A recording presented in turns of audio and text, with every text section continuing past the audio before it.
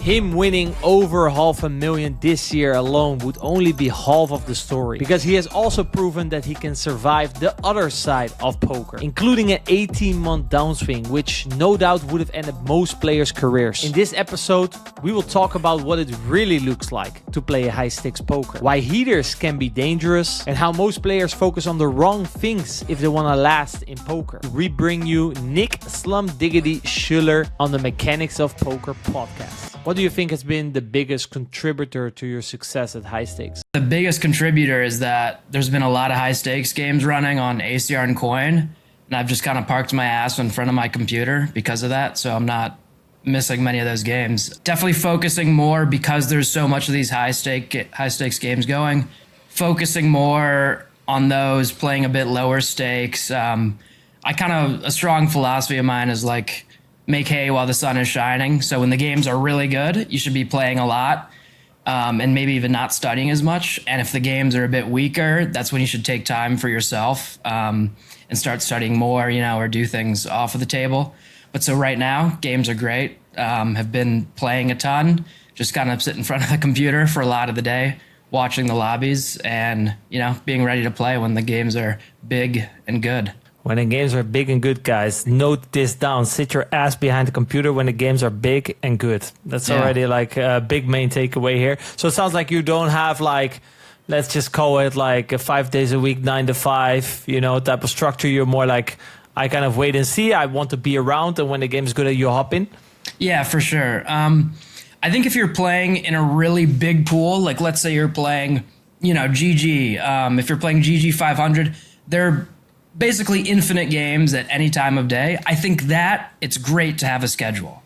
I think if that's your situation, it's great to have a schedule. And that will be, for the majority of poker players, right? There'll be a lot of games. But if you're playing really high stakes, like I've been, I don't really think you can get away with a very strict schedule and capture, even close to the majority of the EV you could be capturing if you're a little bit more flexible. Now, like, I don't have a wife and kids, right? A lot of guys have a wife and kids, so that changes things. But yeah, I'm definitely not a strict schedule guy, and I haven't been for at least a couple of years. I think if you can, it's good at a lot of levels. You just can't, so... Yeah, you make a good point there. Once the stakes get higher and games are quote-unquote rarer, it's more about, being at your PC and then when the games are there that you are able to get a seat, then actually consistently playing. How do you deal with the downtime in between? Are you just sitting there, just looking at your screen, nothing happening, or how does it look? Yeah, it's interesting. I definitely know of guys that will who kind of maybe only play like 5K plus, and they'll have like television shows going. I even know a couple guys that'll be reading and just kind of and if a game pops, they'll see it in the corner of the screen. I'll usually at least have a couple tables going, because I do play regulated here in the US too, kind of like 2K plus on here. So at least have a couple tables going. But yeah, sometimes I'll watch a TV show, or I'll, read the news online or something like that, or browse Twitter. Probably not the most productive time, but if that kind of there might be some really weaker recreationals lurking, in the pool, maybe they left, maybe you see a recreational, your friend says, hey, this guy left with some money, and he's liable to come back. Probably a really good spot to just pull up the tables, watch them, maybe have something small going on the side, and just make sure you get that seat, These not once in a lifetime recreationals, but really big recreationals can make a huge portion of even just your monthly or yearly win rate,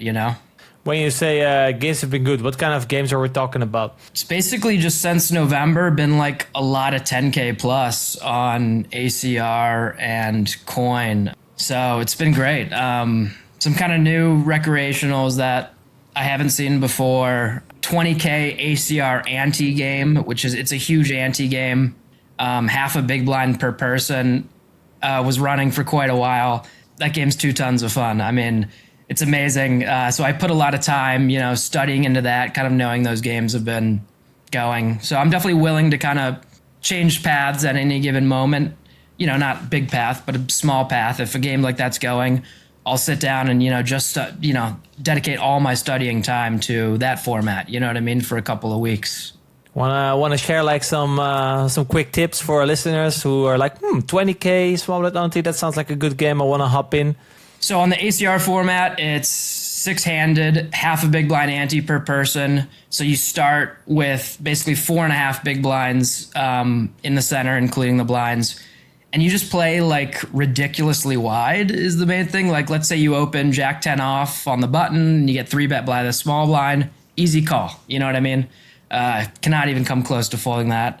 Me and Andrew Graham, a good buddy of mine, oh hey Cindy, we had a pretty crazy hand where I opened like hijack to 3x and he flatted button with 4-2 suited, and then we ended up getting all the chips in, and I go, what was that flat pre? And then like hours later I ran the hand and his hand was like mainly calling, and then there was a recreational in the big blind, so it's like a very plus EV call. So that kind of blew my mind. But in these ante games you definitely have to play wider pre. I think if you're, let's say you go, I want to play some ante, I think you have to start studying pre-flop and just kind of getting a hand on the pre-flop ranges, figuring those out a little bit better. Then you can kind of make generalizations post-flop, but then you kind of need to fact check yourself about those generalizations post-flop. But I think if you're going into any sort of new format, pre-flop has to be where you start. And I don't know, I mean, if you started, studying ante for the first time, I would spend, weeks on just pre-flop if you're able to dedicate all of that to just one factor. Now, some people might get bored of just pre-flop. I really don't, because I even find that very interesting. But yeah, so some new format, start with pre-flop for sure. Start pre-flop. That's a good. I mean, in general, I'm a big fan of ante. It sounds like you are as well. In general, if you tell me, we get to all play more hands, and we don't have to knit it up, play 3-bet only, whatever. This is way more fun. It allows for way more room, way more creativity. Obviously, like you said in the beginning, if the cards start falling your way, especially in the beginning, you pick up some heat. That can definitely help you, get in the flow. When you're on a run like this, or in general, when you just feel like you're playing well, what do you actually notice changing in your game in terms of your decision making, your confidence, your clarity of thought, or in general overall performance? Yeah, I think it's easier to answer that when you compare it to running bad. When you compare it to running bad, you just start second guessing yourself when you're running bad. Routine spots, routine coolers become like, oh my God, could I have gotten away from this somehow? Was this a fishy call, a fishy bluff? And when you're running well, you don't run into that. But look, we've all ran bad and we've all experienced, you have some 20 big blind plus EV call or whatever, 10 big blind plus EV call. It's a call. And of course you lose, right? Because you're running bad. And then you send it to a friend and then the friend's like, no, of course, it's just like a snap call. And I think when I'm running bad, what really helps for me is doing sanity checks with people where it's not like a review session. It's just literally like, let's say you're losing at 20 BB over 40K hands. You review the huge pots and you're like, okay. And your friend's like, no, obviously you're not losing at 20 BB. You're playing fine. These are all just coolers. So those sanity checks have been really helpful for me at my low points. Do you notice something different? And maybe you can give an example of like sort of the things that you focus on in the hand, or the things that you pick up on a hand when you're playing well compared to when you're in a downswing, and how that looks different. Yeah, I think in a downswing, I mean, look, I would like to think I actually don't change my play that much. I would say I pride myself on my mental game for sure. Definitely in a downswing, I think your average player, and this is probably including myself, tends to become quite a bit nittier.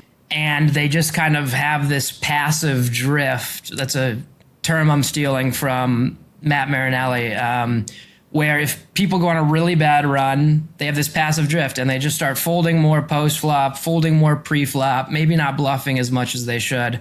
So I think fighting against that passive drift on a downswing, it needs to be a really conscious effort. I've seen it in myself. It's happened to me multiple times. And, whether that's doing a stat check or reviewing more or just kind of grinding the solver a little bit more, counteracting that passive drift, I think is really important. On the flip side, I don't think I play particularly better when I'm running super hot as compared to, like, let's say when I'm running normally. I do think I play better than when I'm running bad, but I don't think it's that big of a gap.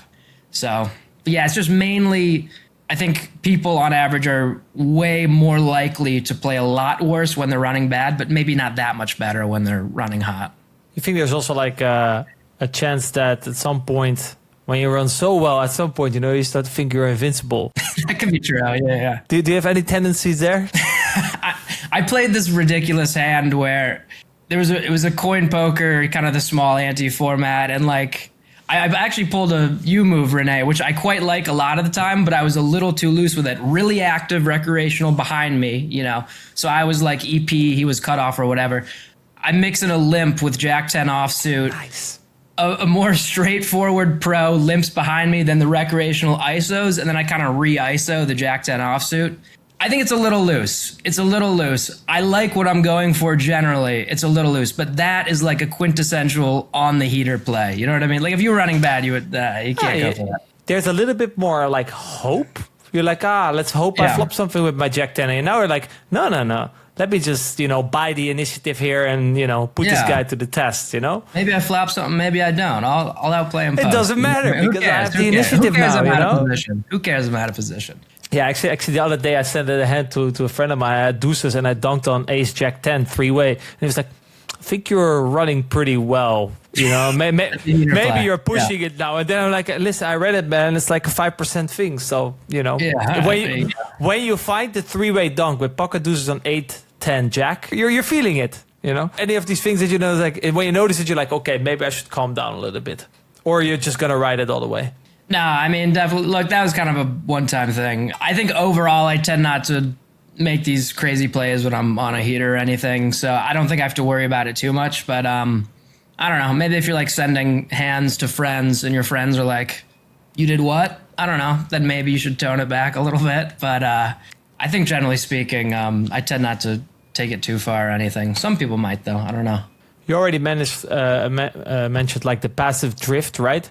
How do you kind of minimize the damage? Is there anything you already mentioned like more sanity checks, but I don't think that really applies to, I guess, the passive drift. How do you actively go against that? And how in general do you kind of limit the damage in a downswing? Because if obviously like everyone goes through a downswing, right? But I feel like some players, they lose way more than they actually shoot in the downswing. So I feel like losing the least in a downswing is kind of opportunity for edge. Yeah, I guess here's my like downswing checklist. Nice. Get out the pen and paper, folks at home. No, I'm kidding.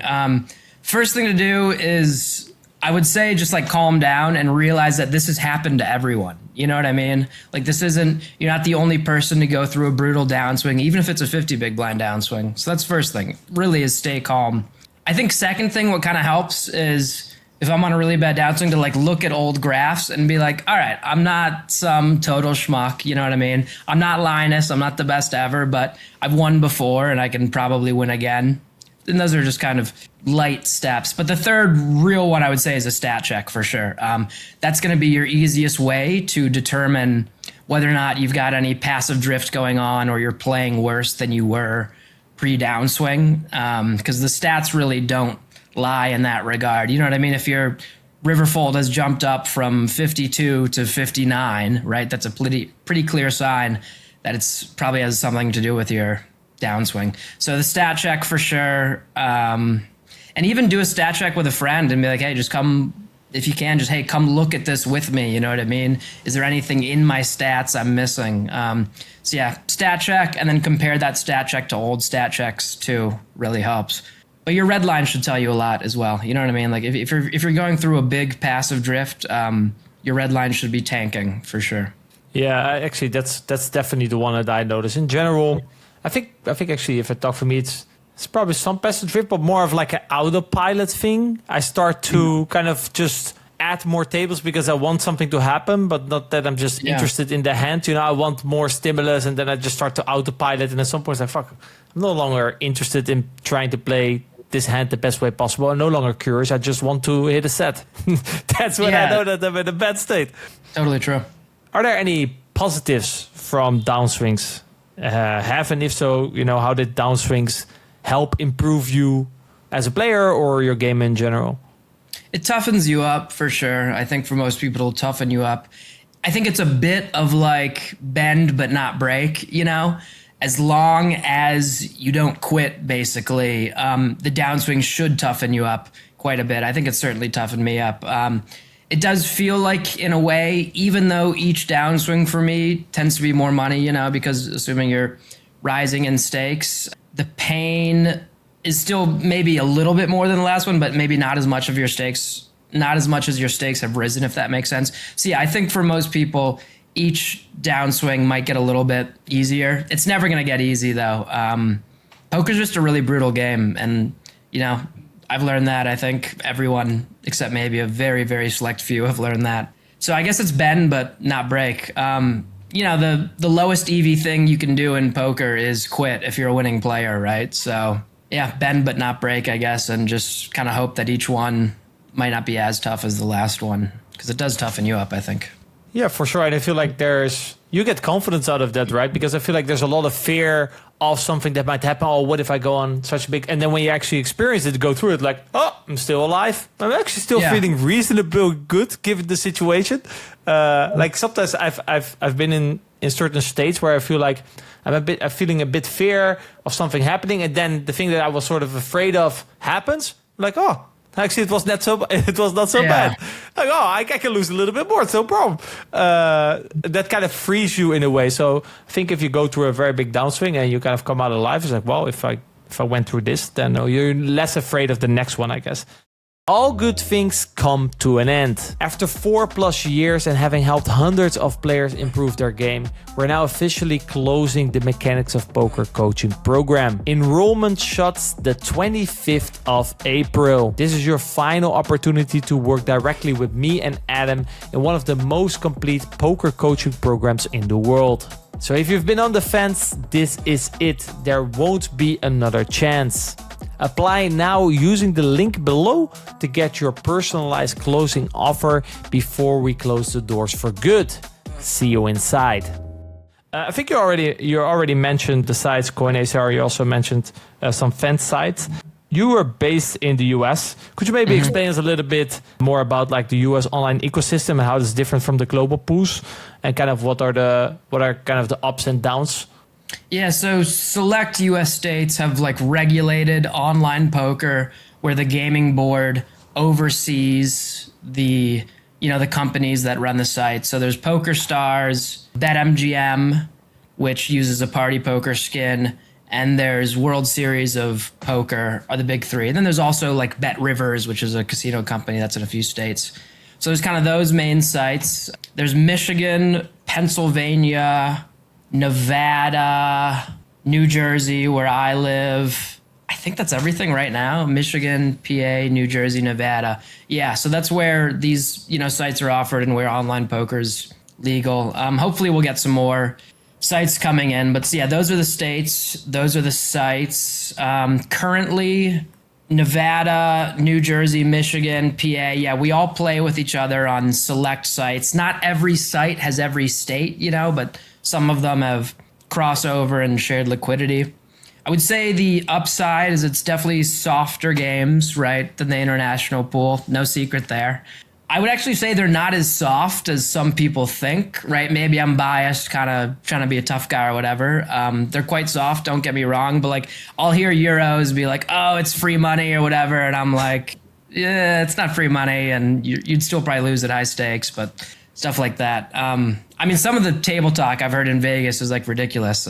It'll be like a recreational player being like, oh, I'm going to go to Michigan and make like 400K in 1 year. And I'm like, all right, let's see it. Anyways, so the games are good for sure. Biggest upside, biggest downside is liquidity. Way less games, way less higher stakes. Like, let's say you lived in Michigan or whatever, and you're playing maybe up to 2K NL. I would probably just keep all of your volume on those sites. But if you're playing some 5K NL, which pretty rarely runs on the US sites, for example, then maybe think about working in some ACR. But yeah, liquidity is definitely the biggest downside.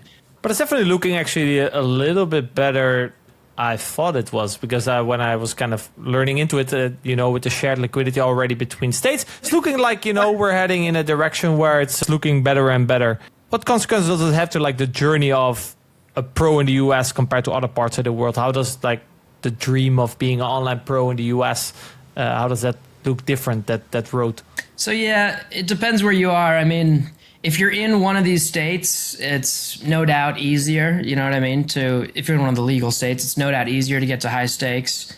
One slight downside is they're all 21 plus, so you start a bit later. You know what I mean? Like I did when I was 21, but it's still easier for sure. I won't deny that.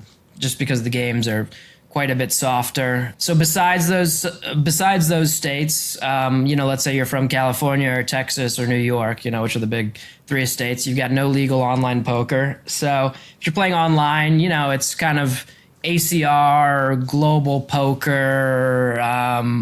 There's a website called Clubs Poker, kind of those sites. And it's definitely tougher than if you're in one of the regulated states, but you can start a bit earlier. Those sites are all 18 plus. I think in the US of guys coming up, you definitely see them mixing in a lot more live poker than the rest of the world, because no secret, live poker in the United States is pretty amazing. Very soft, a lot of casinos, plenty of games, stuff like that. So I think you see kind of guys coming up, they might mix in a bit more live than some international guys, let's say, cut their teeth online, but then probably make the majority of their profit live, stuff like that. But it's definitely different for everyone.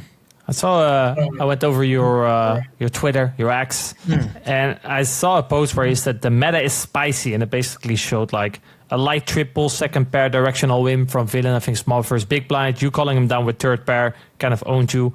How is the meta on like these US fence sites? Like, is this considered a standard triple? How do you think the meta kind of differs from your global pools? Yeah, so on the fenced-in sites, and I don't remember what site that hand was on. It actually might have been Ignition, which is, I forgot to mention on the US sites, which is, Ignition's a whole different ball game. On the fenced-in sites, because the average reg is weaker, it's just going to lean nittier. You know what I mean? I think that's kind of well established by now. The weaker the reg, on average, they're going to be a bit nittier than the high stakes reg. So it definitely pays to be aggressive in these pools. But, that's kind of true in basically any pool, in my opinion. It pays to be aggressive and just exploit nitty principles. Like, let's say you're playing even GG1K and GG2K, the pool is going to be quite passive compared to GTO. So getting in the mix and being aggressive is definitely going to be on average quite a good exploit.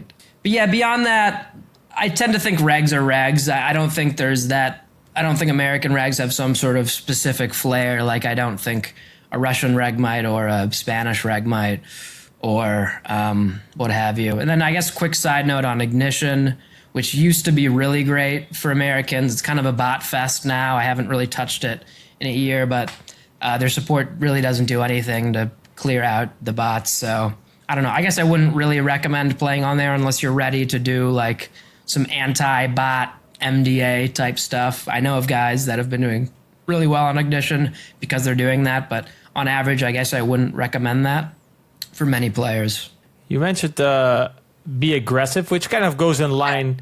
In general, people lean risk averse. So in general, the pools are more passive. And you also mentioned that when people go on downswings, they have like this passive drift. When you say be aggressive, I want to add a little bit more advice to the audience for that, because just going in and being aggressive is maybe not the best approach. So maybe could we add a little bit to that? Yeah, of course. I think that's just kind of the general philosophy if you're looking to exploit a pool's passivity. Well, the first thing to do would be if you have hand to note, which is really great, you can, upload your hands on there and then look at the reg stats. And, so let's say the pool's riverfold is 57, which would be quite high, but I don't think that would be too crazy for like, let's say a 100 NL pool. It's quite a bit higher than GTO. So immediately, I think you should just lean towards deliberately over bluffing the river in the average spot, right? Then the same goes for,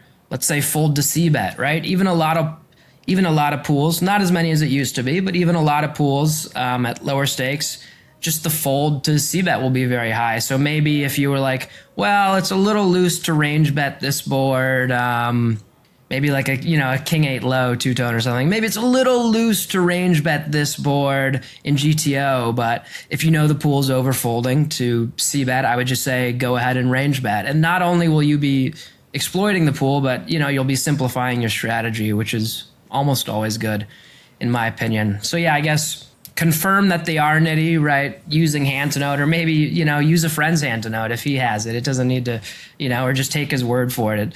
It doesn't need to be that scientific. And then just try to overbluff the river, be aggressive with your betting lines for sure, especially in the aggression lines. That's when you can really capitalize on a pool's nittiness, is in the aggression lines. So just bet more, play more aggressively, check raise more. I, in general, agree with that advice. What I do often see, though, is that when people, they become aggressive, but at some point they kind of lose themselves in it. And then it's like, okay, well, this guy folds a lot, and now we already called twice. Or this guy folds a lot, and now he raises, and now you re-raise. I thought, like, when does aggression turn into spew? Because being aggressive when they show weakness, great.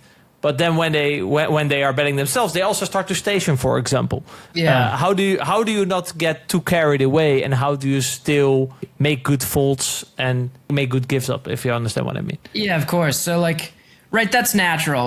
Like let's say let's say you're looking at your own game and you go, oh, I'm not check raising enough versus c-bet, let's say. And let's say, the pool is a little nitty, so we probably want to check raise a bit more. It's completely natural to, be here, GTO's here, you skip way over GTO and you start going nuts, and then you can kind of calibrate it back in. And I think that's where stat checks will happen, or even just reviewing your own hands. You'll be like, oh, that flop check raise was a half a big blind mistake in a pretty small pot. Like maybe I got to dial it back in. So I guess the first thing would be like, it's okay. You're probably going to jump way over GTO, you know what I mean? And kind of start going a little haywire on it. That's normal. But just really catch yourself in your big mistakes and then take those into account and try to tone it back down. Be consistently kind of tuning your game. I think stat checks are really helpful in that regard. It's like sharpening a katana sword. It takes a while, but hopefully if you can get it sharp enough to move up in stakes. But you got to beat down the sword for a while, sharpen it for a while. It's a slow process. Yeah, I feel like a big problem that a lot of players have, if you are aggressive in a pool like that, but it's still not really working for you, is at some point they start to kind of project like, oh, I'm so aggressive, they know I'm aggressive, and then they start to kind of get into that level where, but now he knows that I'm aggressive, so now suddenly this passive guy, now suddenly they start to invent all these stories. Have you had any experience with that in your career as well? Oh yeah, I mean, I think everyone, yeah, totally. I think everyone levels themselves first of all into thinking opponents think more about them than the opponents really do. That's kind of a word salad. But it's like life, you know what I mean? We kind of tend to think people think about us more than we really do, or more than they really do. I think that applies in poker too. But yeah, sometimes some guys will adjust to you, and it's just something you got to note, and you got to be vigilant. You got to be present, because the stronger regs will adjust to you if they think you're over aggressing. So yeah, I think you just got to be present, kind of know against that player specifically to, dial it back a little bit, take notes if that helps you, look at their hands in your sample, right? Like filter them in PT4 or hold a manager. Like, for example, if you have like maybe an inkling, oh, it kind of seems like this guy is adjusting quite heavily to me, but maybe I'm not sure. Then maybe filter them out, them specifically, look through the showdowns, and then confirm that idea of yours or not, and then kind of adjust your game. But I don't know, someone, it might have been on this podcast, a really good player, I can't remember who, was like, I have 5 different strategies for each player at the table, you know what I mean? And I think that's good advice. Again, it can be really tough to do if your pool is huge, just because there are going to be tons of players. But I do think that's very valuable advice when you start getting a lot of hands on some of these players. How has your approach changed when you played like lower mid stakes, in terms of like focusing more on adjusting versus a player, but also like in terms of your schedule, in terms of how you approached kind of the soft skills of poker? I guess general approach, when I was kind of coming up, I was definitely a lot more focused on GTO and a bit less focused on exploits than I am now. And that's not to say I'm some huge exploit guy. I'm really not. I think most guys would probably say I'm like a GTO oriented player, but maybe they wouldn't. So I think coming up, I was more GTO focused, but strictly soft skills. I don't know. It just kind of, I think it took a while for me as a professional to kind of find my groove in terms of how I like to study, what hours I like to play. I mean, I've had so many different schedules, whether it's like morning or like complete graveyard or 2 separate sessions or 1 session. There's definitely not one best approach. So I guess my advice would be to just try out things, right? Try out different study methods, and maybe we can get into some of those later, or try out different schedules, right? Like if games are running kind of all hours of the day, great. See what you like in terms of playing. I don't know, most doctors would probably recommend playing like a normal work schedule, so like 9 to 5 or whatever. That might not work for you, or you may like that the most. You might like to do, a lot of guys are doing like a 2-session kind of schedule where they maybe have one in the morning and then early afternoon, and then they take some hours for themselves, maybe study, maybe go to the gym, hang out with their kids or whatever, and then, you know, later do a second session, so kind of 2 smaller sessions. That's not my style. I'm tend to be kind of, once I'm in, and I'm probably going to play for a while, assuming the games are good enough. But I would guess try things out for yourself, play around with it, and see what works best for you. Because there's no best one approach, in my opinion, to the soft stuff of poker in that regard. Yeah, I think that's good advice. It's very individual. Obviously, you can take inspiration from, for example, you or other guys that we have had on the podcast, and try that out for yourself. See if it resonates with you. I've personally experimented with various schedules as well. Sometimes forced, right, due to, like you said, the games are good then, and especially when you grind higher stakes. I agree with you. You kind of have to be a bit more flexible based on the time that certain, especially recreationals, like to play, right? When the games are good, that's kind of when you have to be there and show up. That's going to be a big part of your EV, which is different, like you said already, at lower stakes, where just being consistent, disciplined, and showing up, I think is going to be more rewarding.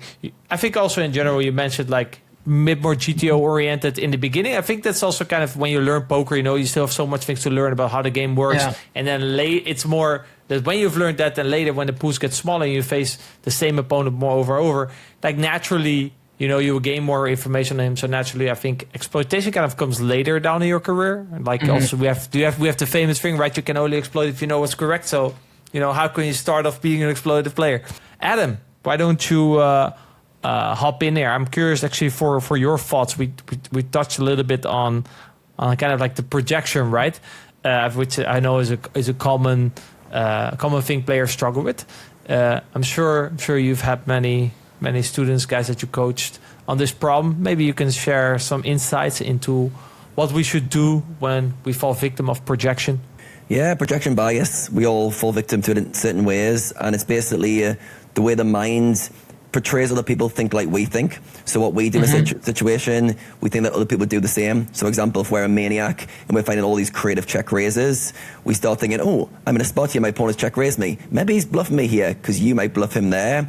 So I think it's really, the main thing is understand how you think and then realizing when you think differently to the pool. So the people I feel who have the most problems with projection bias are very exploited players. If you're a maniac player and you project being a maniac onto the pool, who are quite nitty, that's generally when you're into problems. So understand like your profile, how you think, understand how when you're different to the pool, and then when you start generalizing that other people would think like you, it's just extrapolating that difference. It's like, this is the pool, this is me. I'm the maniac, they're the nit. And you're trying to really understand when you kind of cross that line, because you have many players who are very aggressive and they end up calling down really wide in river spots because they project what they would have done in that spot on their opponent. It's like, yeah, you would have bluffed, but your opponent is not bluffing because he's not you. So I think we can cross that line quite easily, but once you gain self-awareness to your style and you kind of can separate yourself from the pool and play against the pool, I think it's a problem that you can fix. And a lot of biases, like projection bias is one of them.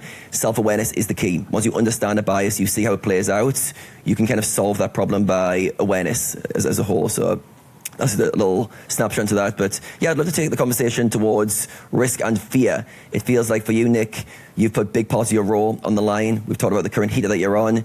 And often when you're on the upside, you've took a lot of risk to get to that situation. So for you, what enables you to take a lot of risk with your bankroll? Yeah, look, everyone's different. I tend to be a bit of an adrenaline junkie. Kind of always have been. So like, I love feeling my heart pound in my chest. You know what I mean? For me, it's just a very addicting feeling. You know what I mean? Just really having that boom, boom, boom. I mean, we've all felt it in big pots. I think in the past, I've been quite aggressive with bankroll management in times. I mean, I've lost my whole roll, I guess only once, but like, and then another time I lost like 80% of it or whatever. Now I'm actually more conservative with it. But yeah, I think a lot of it is just who you are as a human, how much risk you're willing to take. I don't think there's a right answer to bankroll management exactly, but there's definitely like a right range. You know what I mean? If you're playing with 300 buy-ins at a stake, it's probably time to move up and at least, try moving up. Now, if you have like 5 buy-ins at the next stake, that's a bit aggressive for a shot take. But I'm not opposed to shot taking a higher stake with maybe something like 20 buy-ins if the game is really good. And that's kind of the core point. I'm definitely not a believer in I'm this stake reg and I'm going to shot take this stake until I lose X amount or I stick the landing. I think it's worth it to be, nimble on your toes and say, hey, the games are really good. So I have a good seat. I can get good position on, let's say, a very weak player and the regs at the table are a bit weak. This is the time for me to take an aggressive shot take. But yeah, nowadays I'm actually kind of, funny enough, for the last couple of years, I've been definitely way more conservative with my bankroll than I used to be. I think part of that is just because for me, it was like, well, if I was playing, something like 100 NL, let's say, it's not the biggest chunk of change in the world, right? So if I lost a couple grand, I could, and kind of dusted, a lot of my roll at that point, maybe, I could live and I would be fine. You know what I mean? So part of it's that too. Now that there's kind of more on the line, I'm definitely not as aggressive as I used to be. But yeah, I guess to answer the original question, I just really enjoy the adrenaline of playing huge pots. So some people don't, and that'll cause them to be more nitty. I don't know.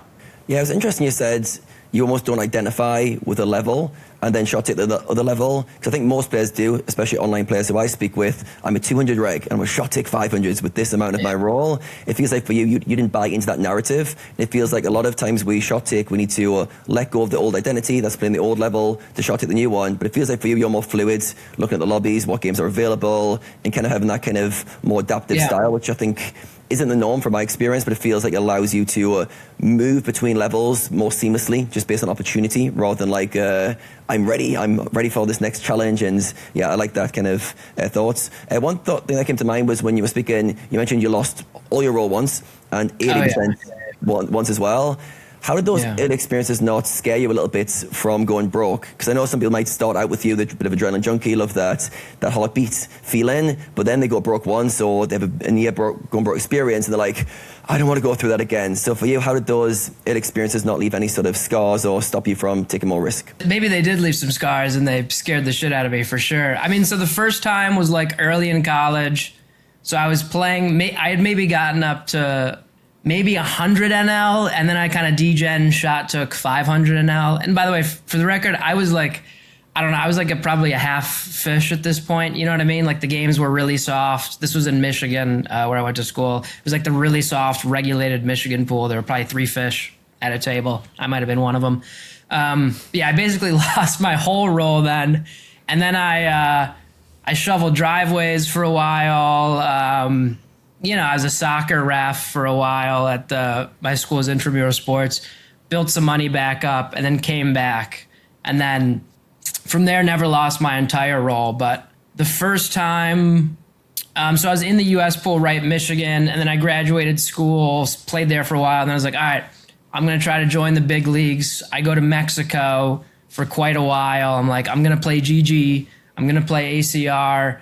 I'm going to try to spin it up, you know what I mean? That spin it up sounds a little degen. No, I'm going to try to play higher stakes, which I was rolled for, you know what I mean? And just really play higher stakes because that wasn't available in Michigan. So I go to Mexico. I go on like a sick GG heater, 200K. I'm like, all right, let's go. I start playing 20K NL, which I was kind of comfortably rolled for at that point on my own money. a little bit of 40K, and then I lost like, I don't know, at least the majority of my bankroll. I don't know how much exactly it was. In hundreds of thousands of dollars was a lot, maybe like 500K or something, or 450 or something. So lost a huge, most of my bankroll, and then came back, you know, I basically, hat in hand, came back to the United States with a couple pennies in my back pocket and some tattered shirts. And I went back to kind of like 1K, 2K, and then kind of, you know, built back up again, mixed in some 5K soon after that. And it wasn't too long ago, but how long did this downswing last? Was this that really long 18-month downswing you went on? Was that during this stretch? Yeah, so it was like a really bad 4 months, let's say, I think. And then like a break even or maybe slightly losing in dollars like 12 months after that or 13 months after that. So that was really brutal. I mean, I had some crazy low points during that time. Definitely quit, or almost quit, sorry, numerous times. I never submitted a job application, which is good, but I like filled out like a bunch of them. You know what I mean? But I could never pull the trigger and hit that submit application button because for me the dream was still alive, but I definitely filled some out. So yeah, it was brutal. Just that kind of getting dusted and then that break even for 12, 16 months, especially because that over a year long stretch I was winning. I was like a small winner in big blinds, but then just when I was playing my highest stake, I would just lose. And then so kind of couldn't get out of that hole for a while, but I did finally get out of the hole. What stopped you from quitting, and what did this experience teach you about yourself? What stopped me from quitting? Yeah, it's a great question. First of all, I find poker to be a great job. I'm my own boss, which is huge. I can set my own schedule, so I love that. That's the main reason. It's a lot of fun, too. Like, I actually enjoy working quite a bit, you know what I mean? Which I think most people are probably lukewarm about their job at best. That's probably the main reason. I think part of it, and probably if I ask myself this deep down, it's like scary to quit in a weird way. You know what I mean? Because you've been doing this for so long, you know, I've been like out of the job market, let's say, for a while and stuff like that. That's probably part of it too, where it almost felt like keeping on playing was the easier option in a weird way because it would be such a huge change. That change was probably scary. Like if I ask myself really deeply, that's part of it too.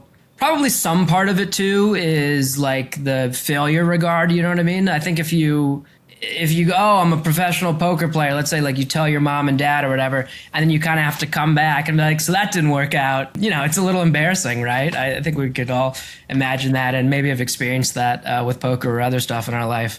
I didn't want that to happen either, I guess. And, you know, again, it's not like I had lost everything. Like I was still up. Like I was still very fortunate. I was still up quite a bit of money from poker, you know what I mean? Which is great. But yeah, I think that kind of fear of quitting, maybe some shame in that definitely stopped me. So that's kind of an unglamorous answer, I guess. But also, all right, this is a little better. People around me were great. Like my friends, you know what I mean, in poker, some coaches that I'd had helped me a lot. Shout out Pat Howard, Matt Marinelli, two most important people in my poker career for sure. They helped a lot. Friends helped a lot. Those, in terms of something a little more technical, those sanity checks that I guess I briefly mentioned were hugely helpful. Just go through your hands with some friends and they'll tell you, be like, no, of course you're not punting. Of course you're not a 10-5 or even 2 BB loser. They'll be like, no, this is like the sickest cooler I've ever seen. You know what I mean? And that'll make you feel a lot better and kind of keep your head about you. Yeah, I'm curious to know how you were dealing with this from a mindset perspective as well. So let's say you've lost a 4-month brutal downswing, then a kind of prolonged break even. I can imagine you're like itching to get some good results, like to validate yourself, but also to get back on track. And yes, there's one thing, keep going, but there's also how do you keep going? I think obviously showing up's part of it, but there's also like how you're showing up. So for you, what were you leaning into from a mindset perspective? Because I feel like in these moments, sometimes we can just tap into the moment, just live it day by day, or we can kind of be driven by a kind of big dream, big vision that kind of overrides stuff. So for you, in terms of when you were weathering this brutal 18 months, what were you kind of leaning into to keep showing up and keep progressing? I think having a balanced lifestyle is very important to that.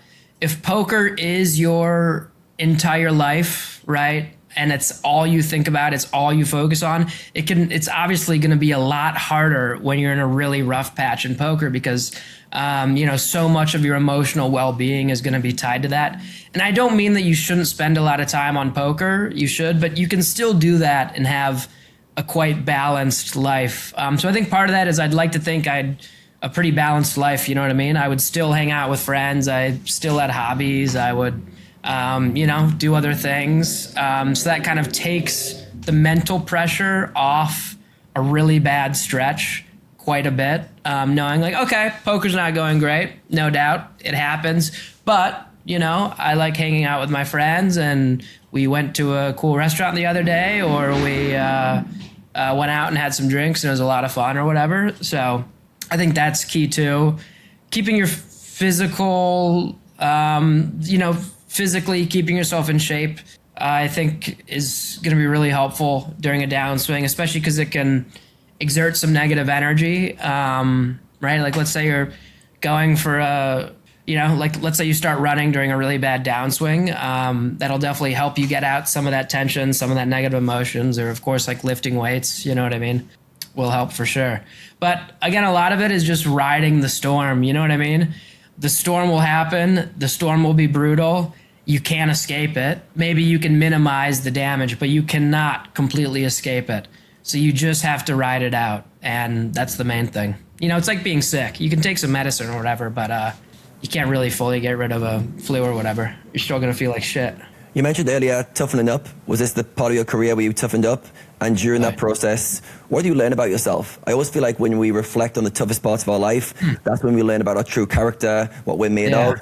And during the time, it's brutal. We don't like going through it. But on reflection, it's often like the character building chapters that we need to go through. So for you, when you look back on that, what are some of the main takeaways or things that you learned about yourself during that period?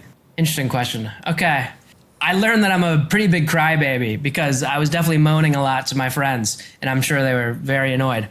So that's one thing I learned. No, but more seriously, what did I learn about myself?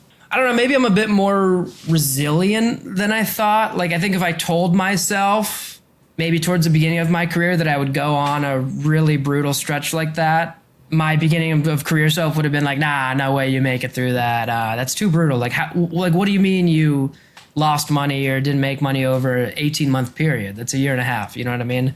So maybe I'm more resilient than I thought. I don't know. I never used to be like a guy that slams the desk, but I definitely slammed my desk a lot during that period. I guess so maybe that I can express something like that. I learned that bad stuff like that might be expressed physically in myself, that I don't think I tended to do a lot before even poker, I guess. So that's kind of interesting. We're kind of getting a little Freudian here. Interesting. Don't mind it. Yeah, I guess that's the main thing. It's hard for humans to talk about ourselves like that, to be that introspective. I guess in the short amount of time thinking about it like that, I would say those are the main takeaways. But I don't know, maybe bigger takeaways will reveal themselves to me in a year or so, Yeah, I think resilience is often the real big one, and it's quite hard to define resilience sometimes, but it's basically the ability to keep showing up, do hard things, not back away from challenges, and just to be there when the storm's going off, the bombs are going off. You're just there every day. And to prove that to yourself that you're the kind of person who can do that is huge, because now you know when things get tough, I won't run away. I will be here. I think other people don't have that confidence in themselves. I think a lot of people are scared at downswings because they're not sure how they would react when they face one. But once you've gone through this period you've gone through, you're like, I know what I can do in downswings. I'll just keep showing up. So for you, how did the rebuild look? How did you begin to climb out of this downswing? What were some of the early signs? Obviously, there's a result side of getting things better, but in terms of you starting to see light in the tunnel, what was the rebuild process like? Downswings are sick, especially because you can get kind of like fake glimmers of hope. I think we all know that. But I think when things really started turning around, I would say I was in a better mood generally off the poker table, which is great. But besides that, I definitely had a lot more confidence in my game, right? Like the sanity checks with my friends stopped. I think I could view the game from a more objective lens in a way, and it's almost kind of back to normal self, where it's like, okay, I'm confident. I know I have an edge. I know I work really hard. I know I study a lot, and so yeah, I'm winning in these games, and I'm gonna get out of this. Also, you just feel so much better. I mean, just coming out of that downswing, nothing feels better. And kind of when you finally, crossed whatever mark you had in your head, and you're like, all right, we're back. Nothing feels better. Did you make any drastic changes to the way you approach poker or your overall routines? Did you like make any big adjustments? I say a lot of people on downswings, they almost like panic and they're like, do I need to do more? Do I need to study more? Yeah. Do I need to grind more? And obviously for this long period of time, it's almost like you can go insane like for over 18 months if not getting results. So did you make any big pivots, or were you just like patient, I'm just going to stick at it? Yeah, honestly, no big pivots, and I'll pat myself on the back for that. I maintain kind of like the same study schedule, same study type as I always do, except for those sanity checks. But, I was still doing stat checks. I was still doing my drilling. I was still doing my nightly review. So no big pivots. I would say kind of the panic flailing, like you said, is never going to be productive. I didn't change any like big facets of my game or anything like that. I suddenly didn't, it's not like I changed my style on a dime. So I think not doing that is quite important. You know what I mean? And sticking with what's worked. And then talk to people too, if you can, like talk to friends and say, hey, is there, this is, my routine. Do you have any recommendations maybe from a player who's better than you that you might be talking to? Stuff like that. But yeah, basically keep your head about you. And I would not recommend making any big pivots. And that's assuming, of course, you were, a solidified winning player before. Yeah, and then to kind of summarize your kind of downswing checklist, you mentioned staying calm, which again is like being patient, sticking to the strategy. Yeah.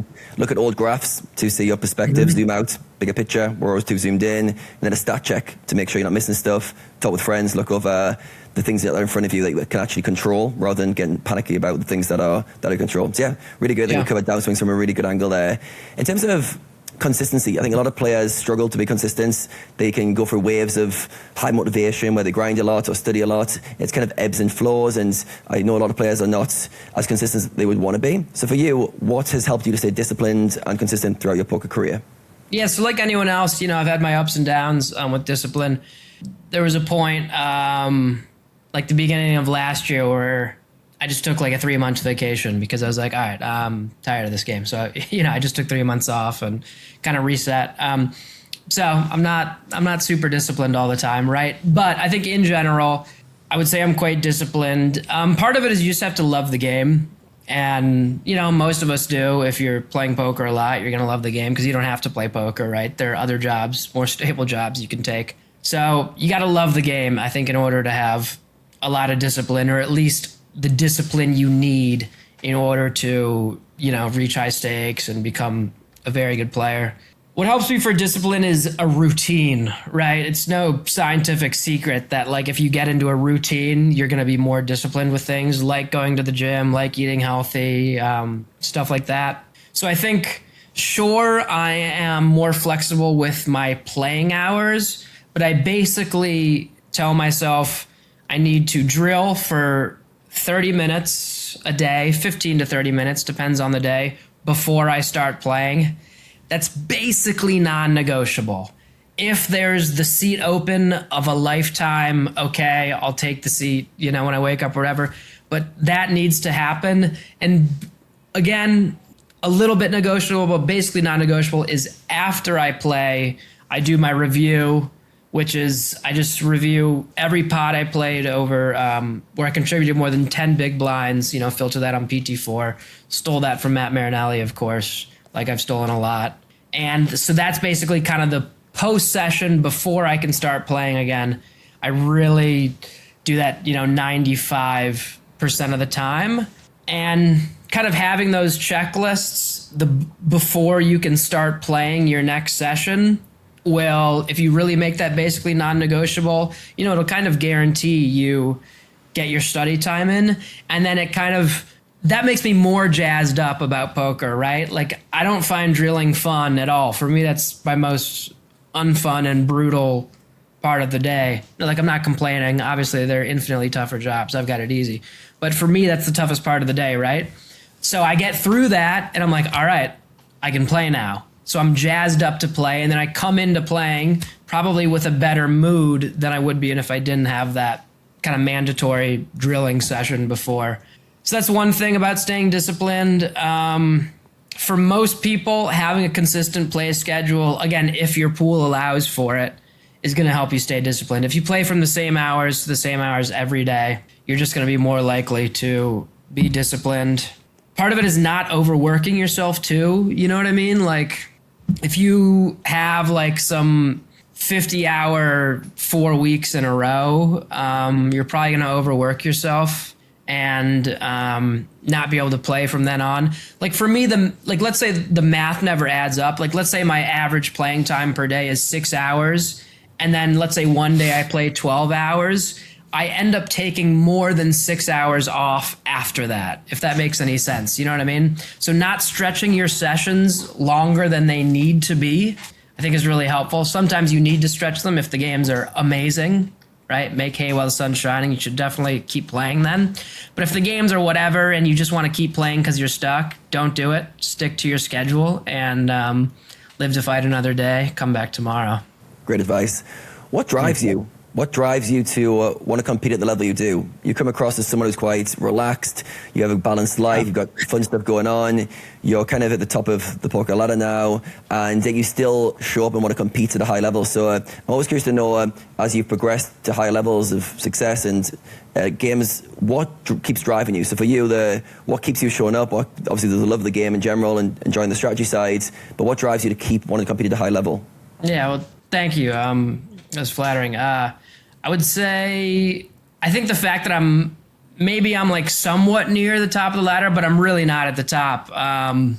There's still so many guys that are way better than me, and like I play with them every day, and I go, oh, that was a good play. You know what I mean? Or I'm like, oh, that guy punted, and then they botted the hand, running it later. I'm like, oh, that was awesome. Stuff like that actually inspires me a lot to keep getting better. I won't lie, like money is the main motivator for why I play poker, right? Let's not kid ourselves.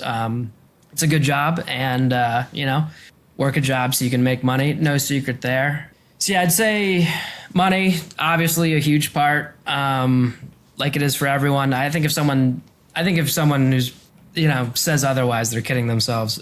But then, yeah, being inspired by the many players that are better than me and kind of seeing what is possible, basically. You know what I mean? Like seeing the levels that these guys that are better than me are at, and then being like, oh, if I was that good, that would be so awesome. Which is probably kind of a never-ending cycle, but that's fine because you'll keep getting better, you know what I mean? So really you should ask like Linus, like, how do you stay motivated? You know what I mean? Because he's at the top. But yeah, so for me, it's just seeing people that are better and being like, oh, that's awesome. Yeah, I think this taps into the pursuit of mastery, trying to master your craft and the growth that comes from that. So Linus, maybe he's just competing with himself at this stage, or maybe he sees new challengers coming up and he wants to beat them down. But the element of, I want to master my craft, and the kind of excitement you get from that. As you mentioned, you see great players make good players and a spark goes off. Like, wow, that's great. I wonder if I could do that. I can get better, I can grow and pursue doing this at a high level. And the more you kind of commit your time and energy to something, the more you kind of start to think about, how good could I get? How far could I push this? Can I get that next level? And sometimes there's some insecurities you're overcoming. Other times it's just like you want to evolve, you want to grow and get that next level. So I think it's a lot tied into that, but it sounds like for you, a lot of curiosity still, and still internally you feel like there's things to prove other players that you want to learn from and get better than over time. Being able to keep that inspiration, I think, is really key for continuing to play poker. I think if you lose that inspiration, you're going to be in really bad shape. Yeah, you're done. It's game over. It's the same in sport. Like once you've kind of lost the drive to want to be the best and you're kind of trying to hold on, there's no holding on. You're pushing on or you're done. Like you're falling down. I feel like that kind of holding your spot is not really a thing. So yeah, I think that's a good sign. If you lose the love for it, you lose the inspiration, it starts to become a grind. It's like, I've got to do this. And that's an everyday thing, not just a period you're going through. Yeah, it's often a sign to pivot or to recalibrate your drives, your motives, and engage with those. Alongside using solvers to build a strong theoretical foundation, I started studying population tendencies back in 2016 to get a more accurate picture on how people actually played. I went from trying to mind read my opponents to clearly seeing where the exploits were and which decisions were actually plus EV.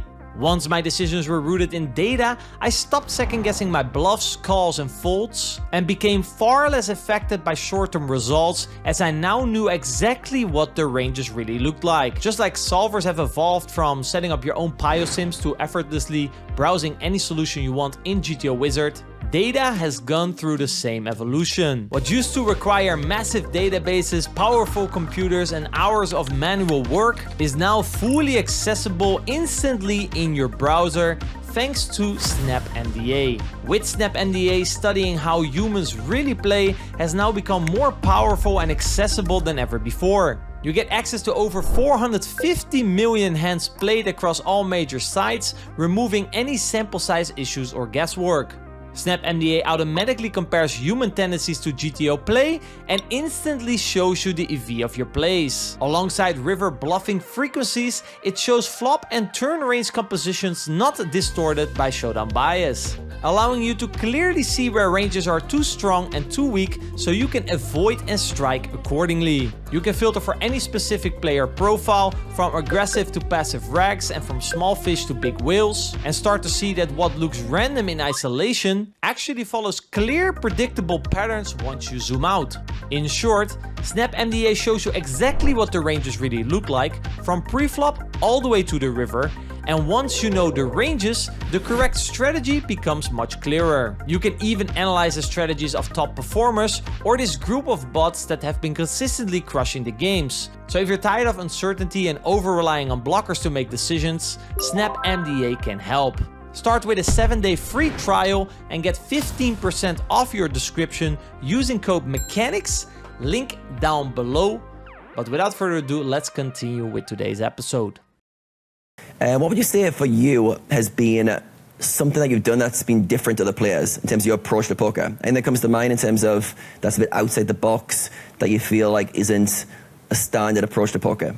Look, I'm a pretty social guy, I would say, and I think that can be quite rewarding in poker in a way that people tend not to think of, because you can link up, you know what I mean, with lots of different players, kind of form a cohort or multiple cohorts of friends, which can really help you. So I think the fact that I've been willing to put myself out there socially in poker a lot, talk to a lot of different people. I mean, I'll talk to just random guys, you know, for 45 minutes, an hour, and I love it. But I think the fact that I've been willing to do that has helped me a lot, because I've been able to meet so many people that I would have never met, people that are better than me, and then, you know, people that have helped me, right, become a better player, both with on the felt stuff poker, but then off of the felt kind of bankroll stuff and just like general advice or stuff like that. So I think if you put yourself out there, you know, it can be tough, but it's really helpful. And I've found the vast majority of poker players have been extremely nice, especially when it's coming up, like willing to help with stuff. So I think it never hurts to ask. Meet some new people, find some friends, find some study partners, stuff like that. Yeah, that's a good point. You mentioned like the EV of being sociable, especially for an online grinder. That's kind of a hidden thing. It's not really something you can quantify of how much EV you're going to get from meeting new people, interacting, and yeah, it feels like for you, you've made loads of connections, loads of friends, and it's allowed you to progress probably quicker than you would have. But in the short term, sometimes putting yourself out there, one, you feel vulnerable, two, it might feel like not the best use of your time. But yeah, it feels like for you, being a naturally sociable person has probably created a lot of extra EV for your online career, which is not the norm, because I feel like a lot of online grinders generally maybe isolate too much. They often have small groups that they speak to and they stay in the little circles, but I definitely wouldn't say being sociable is a trait of many of the top online players. So yeah, I think it's a good avenue. René, for you, do you feel like you created a little team for yourself as well? Do you feel like having a kind of social circle around you was a big impact in your career? For sure. If I look back throughout my career, that's probably the red line and one of the bigger contributors, right? Like you cannot do it alone. And I would say most of the patches where I'm kind of by myself is when I make the least progress. Like to some degree, obviously being in your head is nice, but at some point you are kind of reaching a certain limit. You need to share that ideas. You need people to bounce it back and forth, because at some point you're like, I don't. The solver cannot help me. Data cannot help me. I need a human input, right? So yeah, I mean, it's invaluable what a network can give you, both in that regard, but also, for example, because hey, Nick. You're in the States, right? Oh, I'm traveling. I have this live game. You want to come with me? You never know. This shit happens, Yeah. It's like, oh, I don't want to go myself. And Nick's a nice guy. I know him. I'm going to this place. I don't know anybody. I know Nick. Why doesn't maybe Nick wants to join me? I can get him a seat. He probably wants that. This kind of stuff happens. So probably make more friends in poker. So that's good advice. I'm actually curious. You guys touch on inspiration and kind of the road to mastery, which I very strongly agree with, is basically if you try to master poker, that's when poker's the most fun. All the times throughout my career where I didn't like poker is because I didn't have a big goal or I wasn't pushing myself. Poker is fun when you're really trying to challenge yourself, when you're trying to get the maximum out of it. When it's just a grind and you're just grinding for the sake of grinding, oh man, it costs so much energy. But when you set higher goals and make things actually more difficult for it and try to get mastery out of it, that's actually when it gives you a lot of energy. So I always say like that grind sounds with like less challenges sounds easier, but it's actually not, because it drains you. Whereas if you actually challenge yourself more, it actually gives you more energy. So it seems harder, but in my experience, and also looking around with a lot of friends of mine, it's actually easier, if that makes sense. So I'm curious, like obviously, especially if your career goes on, man, I started playing poker approaching 20 years ago. I've gone through patches, right, where I had less inspiration, more inspiration. What about yourself? Have there been times, maybe throughout, you mentioned the 4 months brutal downswing and then like a 12-month break-even stretch? I'm pretty sure poker wasn't always as fun. So what did you do to try to kind of relight that fire and regain that inspiration? Yeah, it's tough. There's no Band-Aid solution. You're never going to be, at least I'm never going to be as inspired about the game when I'm on a really brutal downswing. Though that being said, some guys get more like reg battle-y when they're on downswings, which like I respect that so much. I think that's awesome. It's not the most common trait, but some guys get more, way more inspired about the game and maybe battle-y when they're on downswings. But anyways, yeah, I guess first thing's recognizing there's no Band-Aid solution. You're not going to have the same inspiration, but maybe find inspiration when it comes. Like let's say you're on a really brutal downswing, but you played a hand really well. You made a play that you wouldn't have normally played. Like take pride in that. You know what I mean? And just recognize, hey, even though I'm on this downswing, I'm still kind of pushing the limit a little bit. I'm still trying to play creatively. So I think take your wins when they come in terms of a specific hand, or take your wins when they come in terms of a winning week you have, on a brutal downswing, or you chip back 5 buy-ins from that downswing. Take a lot of pride in that. You know what I mean? Sure, maybe in the grand scheme of the downswing, it's not much, but just those kind of little wins, I think, can probably help a lot to getting back on track. Yeah, I love that. Like recognizing, right? And also, I think it's kind of the framing. Let's say you finally win a hand. It's very easy to say, oh, well, finally won one. But hey, this, this is it, guys. We're going to turn this around. This can completely kind of change your state. And I feel like, if you then change your state, you start to see different things. And then, what used to be a downswing, you can kind of get out of it. I also find this very difficult, of course, but trying to see downswings as opportunities to learn more about yourself. Like we said earlier, I kind of see, okay, we don't, the grind or the phase that we're in, right? Oh, right now, the poker gods decided I'm in a downswing. So what's the opportunity? Minimize my losses and learn more about myself in a downswing. That's kind of, so coming in with more of a curiosity lens. Oh, interesting. When I'm in a downswing, I drift passive. Or, oh, this is interesting. This is typical hand that I would play like this in a downswing. And try to see this as like, right now at this stage of my career, apparently what I'm supposed to learn is get better in a downswing or learn more about myself in a downswing. Don't like it, didn't choose it, but it's out of my control. So let's just accept it and grab this opportunity. And before you know it, we're in an upswing and they have different tendencies again. Oh, upswing Renee comes back. Interesting. Yeah. So now the opportunity is maximize this. So how do we do this? Well, as Nick said, you sit your ass down and and try to make the most out of it, right? So that's kind of for me. Also, I don't know how it is for you, but I feel like adding like some strategical novelty to it, like at least something, to feed my brain and like what's possible. Maybe it's not the highest EV, or maybe a complexity in a certain node is not necessary, but I just need something to get excited for. Yeah, no, if that works, I think that's a great idea. And definitely don't take it too far, you know what I mean? And I know you don't, you know what I mean? Don't like totally change around your game. And I know that's not what you're referring to, but just so someone, let's keep it clear. Yeah, I think a small change like that can be huge. Even if it's like, let's say in this spot, you normally check raise 50%, and you're like, well, I've seen the solver go a little smaller on these paired boards, button versus big blind.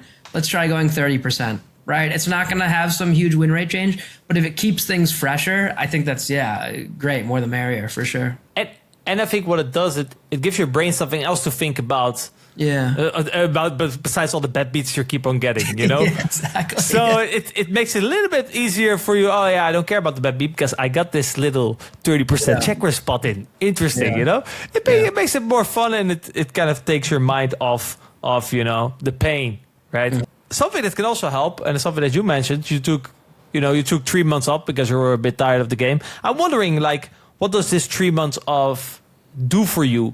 And especially, did any new ideas about poker started to pop up as you kind of, debloated your brain and made room for new thoughts? Well, it's kind of funny because when I came back, I kind of just like assumed I was going to start running hot again. Like, it's almost like I was making like a Aztec style offering, you know what I mean, to the gods, like taking time off. So I thought I was going to run really hot, and I kept running bad. So that was pretty sick. I think I came back and I was excited to play, which hadn't happened. You know what I mean? Like truly excited to play, which hadn't happened for so long. Now, whether or not that lasted more than a week, I can't really remember. But just that kind of initial excitement, I think helped a lot. Taking your mind off poker, if poker's been putting you in a bad mood, will obviously just give you a great mood boost overall. I'd say, and if you're gonna do that, and by the way, I don't even like necessarily recommend taking that much time off, but if you do something like, it doesn't have to be productive, but I wouldn't just like sit home and watch TV. Like I went and traveled for quite a while, saw some new stuff, so that was great, and yeah, just kind of kept my mind off it. I don't know overall if like I came back with that much better of a mindset, but definitely temporarily it did. Gave me a big mindset boost, but I don't think that's the silver bullet to a downswing, is to just like take a month off or whatever. I don't think that's the case at all. I don't think you should like up your volume like crazy. Maybe decrease it a little bit if you feel better, or increase it a little bit if you feel better, but normally it'll probably be decreasing. But yeah, I actually don't think taking the time off was the silver bullet or something. I think I just did it because I wanted to travel, and I was like, all right, poker's been pretty brutal. I'll take some time off. But yeah, I don't necessarily like strongly recommend it. Yeah, I was just asking because I noticed sometimes, especially if I went to a stretch with a lot of poker, then if I take some time off, like I cannot help it, like 4 or 5 days in, at some point, like new ideas start to pop up. Yeah, it's yeah. Like, wait, suddenly randomly there was a hand and it was a spot, and I suddenly now, I don't know, it suddenly comes to me like, hey, I should have done that, obviously. So I don't know, maybe Adam can hop in here. I guess it's like my brain was bloated, and because of the rest, I made room for new ideas to enter my mind. It's probably something along those lines, Adam. Yeah, new ideas come when we're resting, and our subconscious has more time to bring things forward. Often we're overloaded, too in our heads. It's often like geniuses often have shower ideas in the showers, where I think there's an interplay between tension and relaxation. So when you're intensely focused on something for a long time, that's almost like doing all the hard work of thinking about it. And at some point you end up stuck, where you're just going around in circles and the tension's not helping. Then you release that tension, and all of a sudden the ideas flow more freely. You're like, that creative idea. But you need both. You can't just like wander around all day long and just expect amazing ideas to come. You need that tension of doing the work, and then once you release that tension, often in that relaxed state, ideas can flow more freely. Because do you guys rust? Because if I take like, let's say, even a week and a half off, I rust even a little bit in that short term. And then when I took that month and a half off, I felt I was quite a bit rustier, and it took me, maybe another month to get back to where I was. I mean, do you guys feel that way? Because it might be different for everyone. I don't know. Of course, if I haven't played poker for a month, when I come back, it's like, it's pretty brutal. What were the rules? That's on one side. So I feel like a lot of kind of the automatic play suddenly costs energy, but on the other side, I feel like I enter with a certain level of new perspective on some other spots. So kind of the standard things are harder. Sort of the more complex things become easier. I don't know if I'm still making any sense. Yeah. But that's kind of the experience that I have. I don't know if I ever mentioned this on the pod, but when you come back, it's very easy to try to over prepare, so kind of to prevent that from happening. But I think it's very valuable that when you come back to just sit down, grab a pen and paper, sit down and be like, well, let's see what comes out. You know, probably like some C game and stuff that isn't actually that you thought that you mastered. Well, apparently you didn't, right? So it's kind of a great insight actually into your game if you come back from a long break. So yeah, actually, I would recommend that. Not straight away jump into the toughest game available on the internet. Is probably also good advice. Okay. Well, tell us, Nick, what did you do and how did that go? Yeah, I was kind of like, all right, I'm just going to get right. So whatever, month and a half out, I'm going to get right back into it, see how I go. And the first hand, I think it was at like 2K or something. It's a 4-bet pot and villain bet like quarter or something. And it was like a close float spot. And it just like broke my brain. Because, you know, like 4-bet pot, tough pot, it like literally broke my brain. I was like, oh my God, I'm so rusty because I had no clue whether or not the hand was supposed to float. And it was like kind of close, you know what I mean? So I don't know, maybe don't do that. Maybe do. Who knows?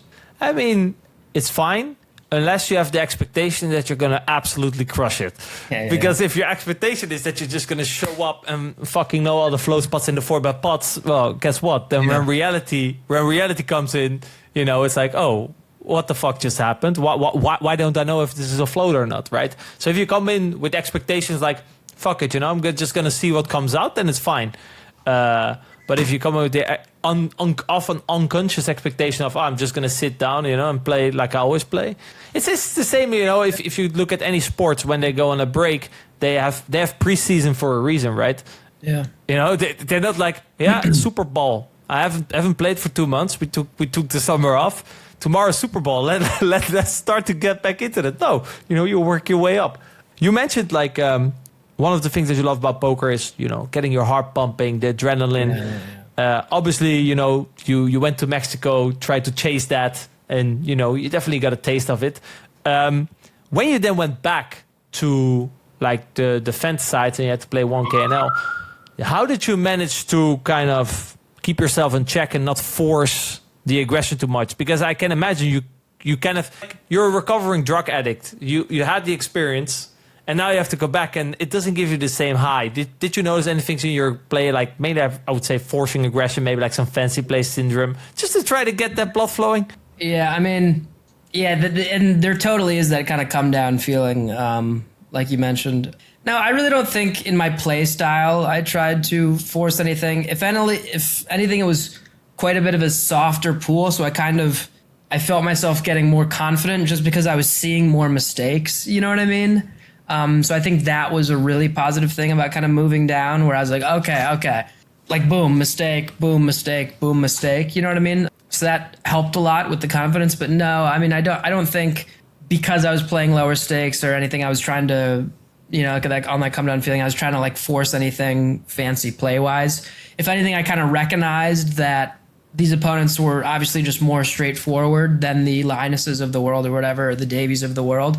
And so for that reason, I should probably try less fancy stuff, you know what I mean? And just kind of like bread and butter poker it in a way, you know what I mean? Stick to the basics, work in some basic exploits, you know, if they're playing too passively or whatever, stuff like that. Have you ever fallen victim of like entitlement in these kind of situations? I'm going to speak from my experience here. Actually, pretty recent experience. I would say this week or last week I played pretty fancy entitled poker. So kind of what I understand what you say. Like if I see mistakes, you know, it gives confidence. But with me, sometimes it then flips too much. Especially if they start winning some pots and it doesn't go my way, I kind of start to feel entitled because they're so bad, you know. And then I kind of go after it a bit too much. I don't know if you can relate.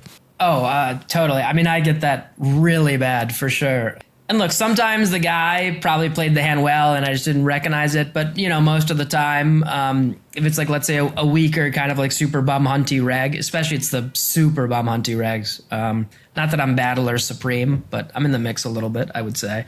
If like a super bum hunty reg, you know, coolers me or something, or like even worse if they play the hand bad and win the stack. Oh yeah, I mean, that gets me going more than anything else. I mean, if you ask anyone that plays with me regularly, I'm a huge emoter, you know what I mean? Stuff like that. Sometimes a chatter, much to my own demise often. But so yeah, I definitely steam up pretty bad when that happens.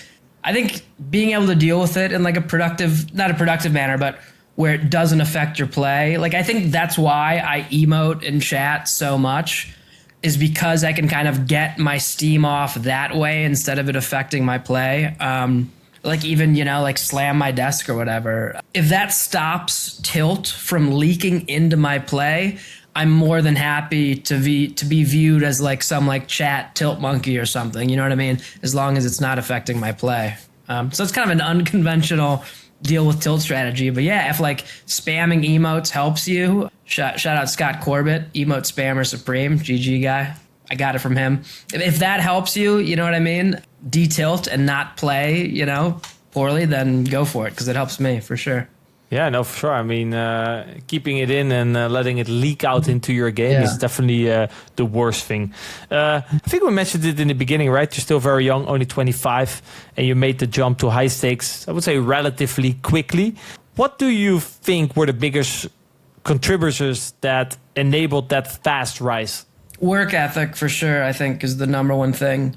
I'm not like some exceptionally smart or naturally talented individual, I don't think. Like, I don't think I'm like top 0.0001%, whatever. But I think I have a great work ethic. And especially in the modern game of poker with solvers, you know, compared to the pre-solver era, I think work ethic is rewarded more and just kind of hitting the books, basically. I think especially because a lot of poker players tend to be kind of like, I don't want to work a ton, but kind of make money outside of the normal system type of people, that they tend not to have the greatest work ethics. So I think if you do have a really good work ethic, you can gain a huge advantage just from studying a lot, basically. And then not only studying a lot, but being disciplined in that study and not doing like the most fun study stuff. An example of that would be like reviewing just like kind of like the wacky hands, you know what I mean? But not putting in the time into the unsexy common spots. So yeah, I think work ethic is far and away the number one reason and thing that's helped me the most in my game. Like far and away, not even close. Okay, so this work ethic, you already mentioned something, is partly, for example, consistency in studying. You already mentioned studying actually quite a lot throughout this conversation. It's obviously no secret that the guys at the top, they've studied a lot. And if, you know, for the audience, if you want to get good at poker, obviously you should study, and many people are motivated to want to study, but it's obviously how you study that's going to make the difference. So I'm curious, like, how has your approach to studying and improving as a player evolved throughout your career, and what ended up working the best for you? Yeah, so I think I've tried the whole book, basically, of study routines and stuff like that. Drilling has become a very key component of my study routine. Like I said, I guess I mentioned I do that every day, basically. I think it's really helpful. Knowing what spots to drill are very helpful. So that means like drilling spots that are common, but where the pot is also big. You know what I mean? Obviously, because there's just more EV captured in those spots. Like 3-bet pots? Yes, like 3-bet, like let's say 3-bet pot facing c-bet or c-betting, very important because the pot's pretty big because it's 3-bet and it happens a lot. But also 2-bet pot, c-bet or facing c-bet, not because it's the biggest pot, but because it happens so often. You know what I mean? Like something I've never drilled would be like, I check raise flop and then like check raise turn. You know what I mean? Like I would never drill that turn spot just because it's not, the pot's kind of big, but not that big, but really because it's not a common spot. You know what I mean? So that's drilling. So not only, you know, sitting your ass down and drilling, but drilling the stuff that matters. Also by drilling, having a variety of drills helps it seem fresher and get less boring. I tend to kind of operate on a schedule, which again I got from Matt Marinelli, like, you know, that idea like so much. It's kind of day one, I'm focusing on this. So like day one, looking at 2-bet pot flop. Day two, looking at 3-bet pot flop. Day three, looking at 3-bet pot turn. And then day four, looking at 2-bet pot, bet, bet, bet. And then maybe day five, looking at 3-bet pot, bet, bet, bet, right? So you don't play the whole hand?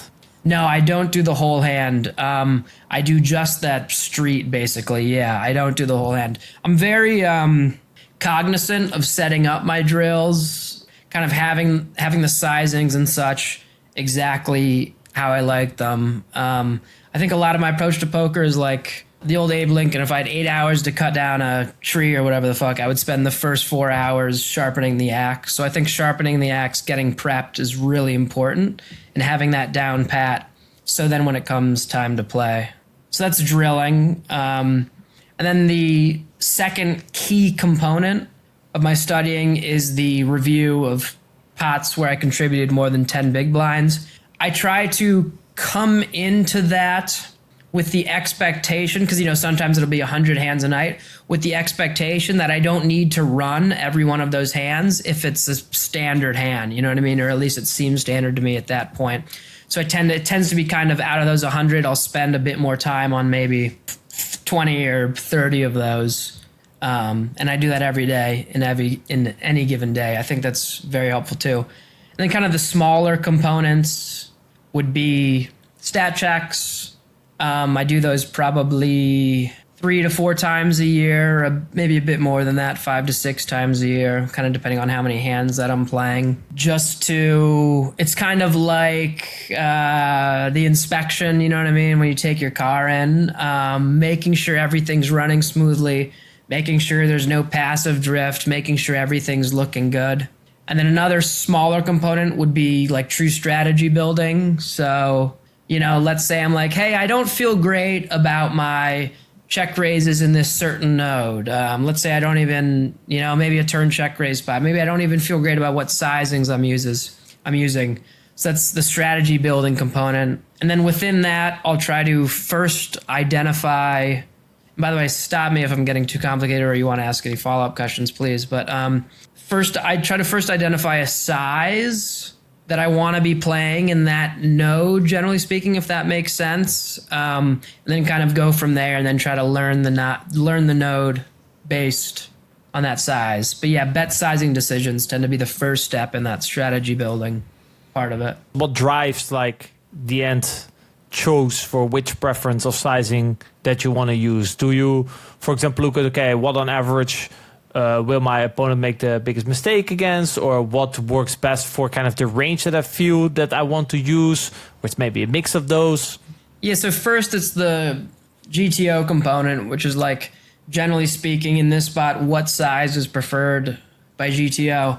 Now, obviously, as we know, sometimes multiple sizes will be preferred, or not preferred, but similar enough. Classic example, check raising versus a C-bet, right? Like button versus big blind, he C-bets 1/3 on the button, right? Like 50 is going to be fine, 70 is going to be fine, 100 is, you know, probably going to be fine. So if I think there are multiple viable sizes, then I'll get into that exploit component and I'll be like, okay, where is population more likely to make mistakes from each of these sizes? Are they going to make more mistakes versus the big size or the small size? And I guess third component would also be, how easily playable is that size in the sense of how tough is the strategy to build, right? I think generally speaking, very large sizes tend to be a tougher strategy just because of the polar nature of them, right? You're more likely to make a larger mistake with certain combos, whereas if you're betting small, but you can't always bet or raise small. So sometimes you do have to and want to play the larger size. But in general, if there's a big size and a small size I can take, I generally lean towards the small size, I guess. I guess for the audience also to kind of resume that. So basically you kind of consult the solver for like, hey, give me some options. What do you think would be, you know, what's on the menu? And then basically, you know, you look across the table and you look at the people around you and like, okay, do these people give me an incentive to choose a certain strategy. Okay, population on average, on average, I will do better with this one. Okay, thank you. Well, I made my choice. I will now take this, make this choice and kind of make that my own, right? And try to execute that. You also mentioned like the post session. I'm a big fan of the post session as well.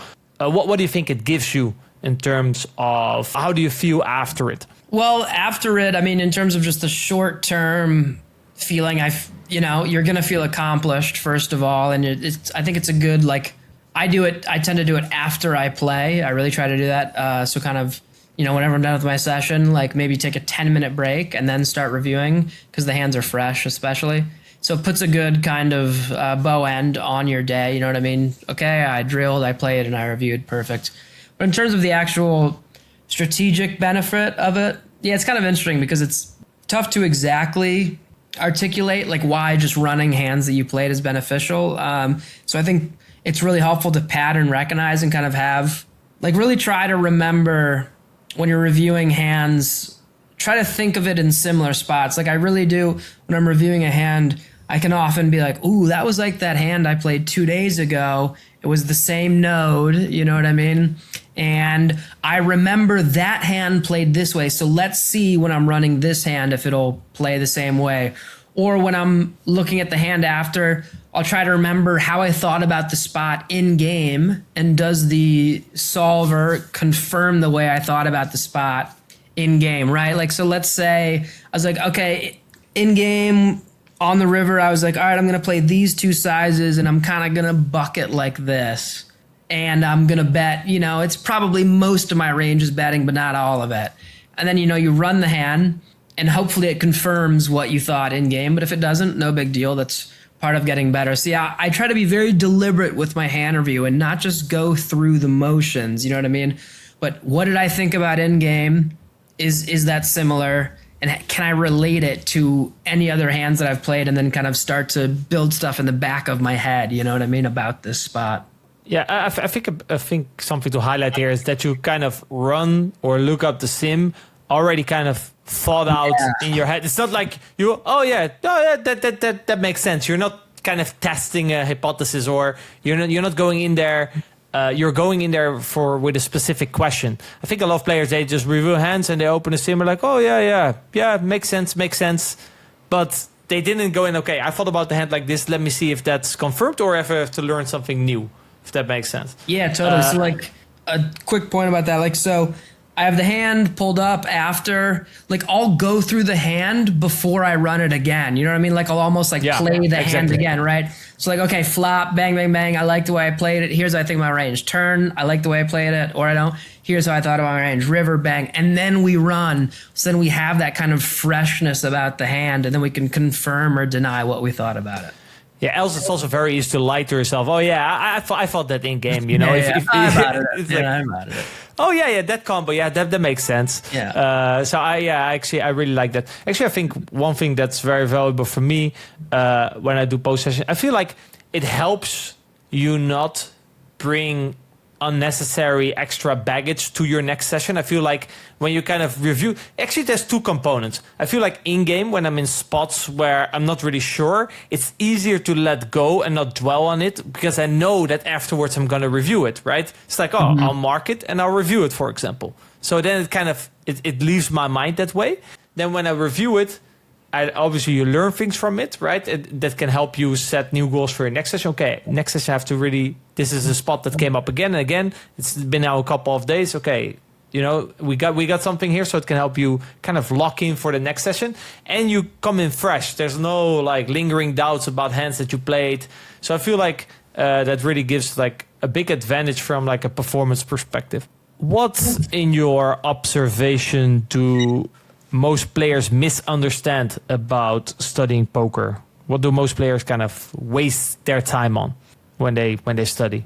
Mentioned a little bit earlier, studying the wrong and unimportant spots. And it really is like, I think talking about this concept more. When I first basically got a solver and first started studying, and I think a lot of people relate to this, I kind of ran just like the cool hands. You know what I mean? I was like, ooh, this like cold 4-bet pot was interesting. Like it comes up so infrequently where it shouldn't take up too much of your time. Now, whatever, if you want to do a quick line check for your own satisfaction, go ahead. Studying the unsexy hands that you played is very important. Again, not thinking about the hand while you're running it, just kind of like looking at whatever the solver says and pretending like that's solving a hand and studying a hand. It's not, Not drilling, I think, because drilling is really unsexy and it's boring. But for me, it really helped a lot to nail down the kind of common nodes. Stuff like facing a C-bet, facing a double barrel, C-betting, and double barreling. Common nodes, really good for drilling. Those are like the prime drill nodes. So I think guys kind of being averse to drilling because it can be a little boring, I think that's a big thing. This isn't necessarily a study thing, not getting coaching for X, Y, and Z reason.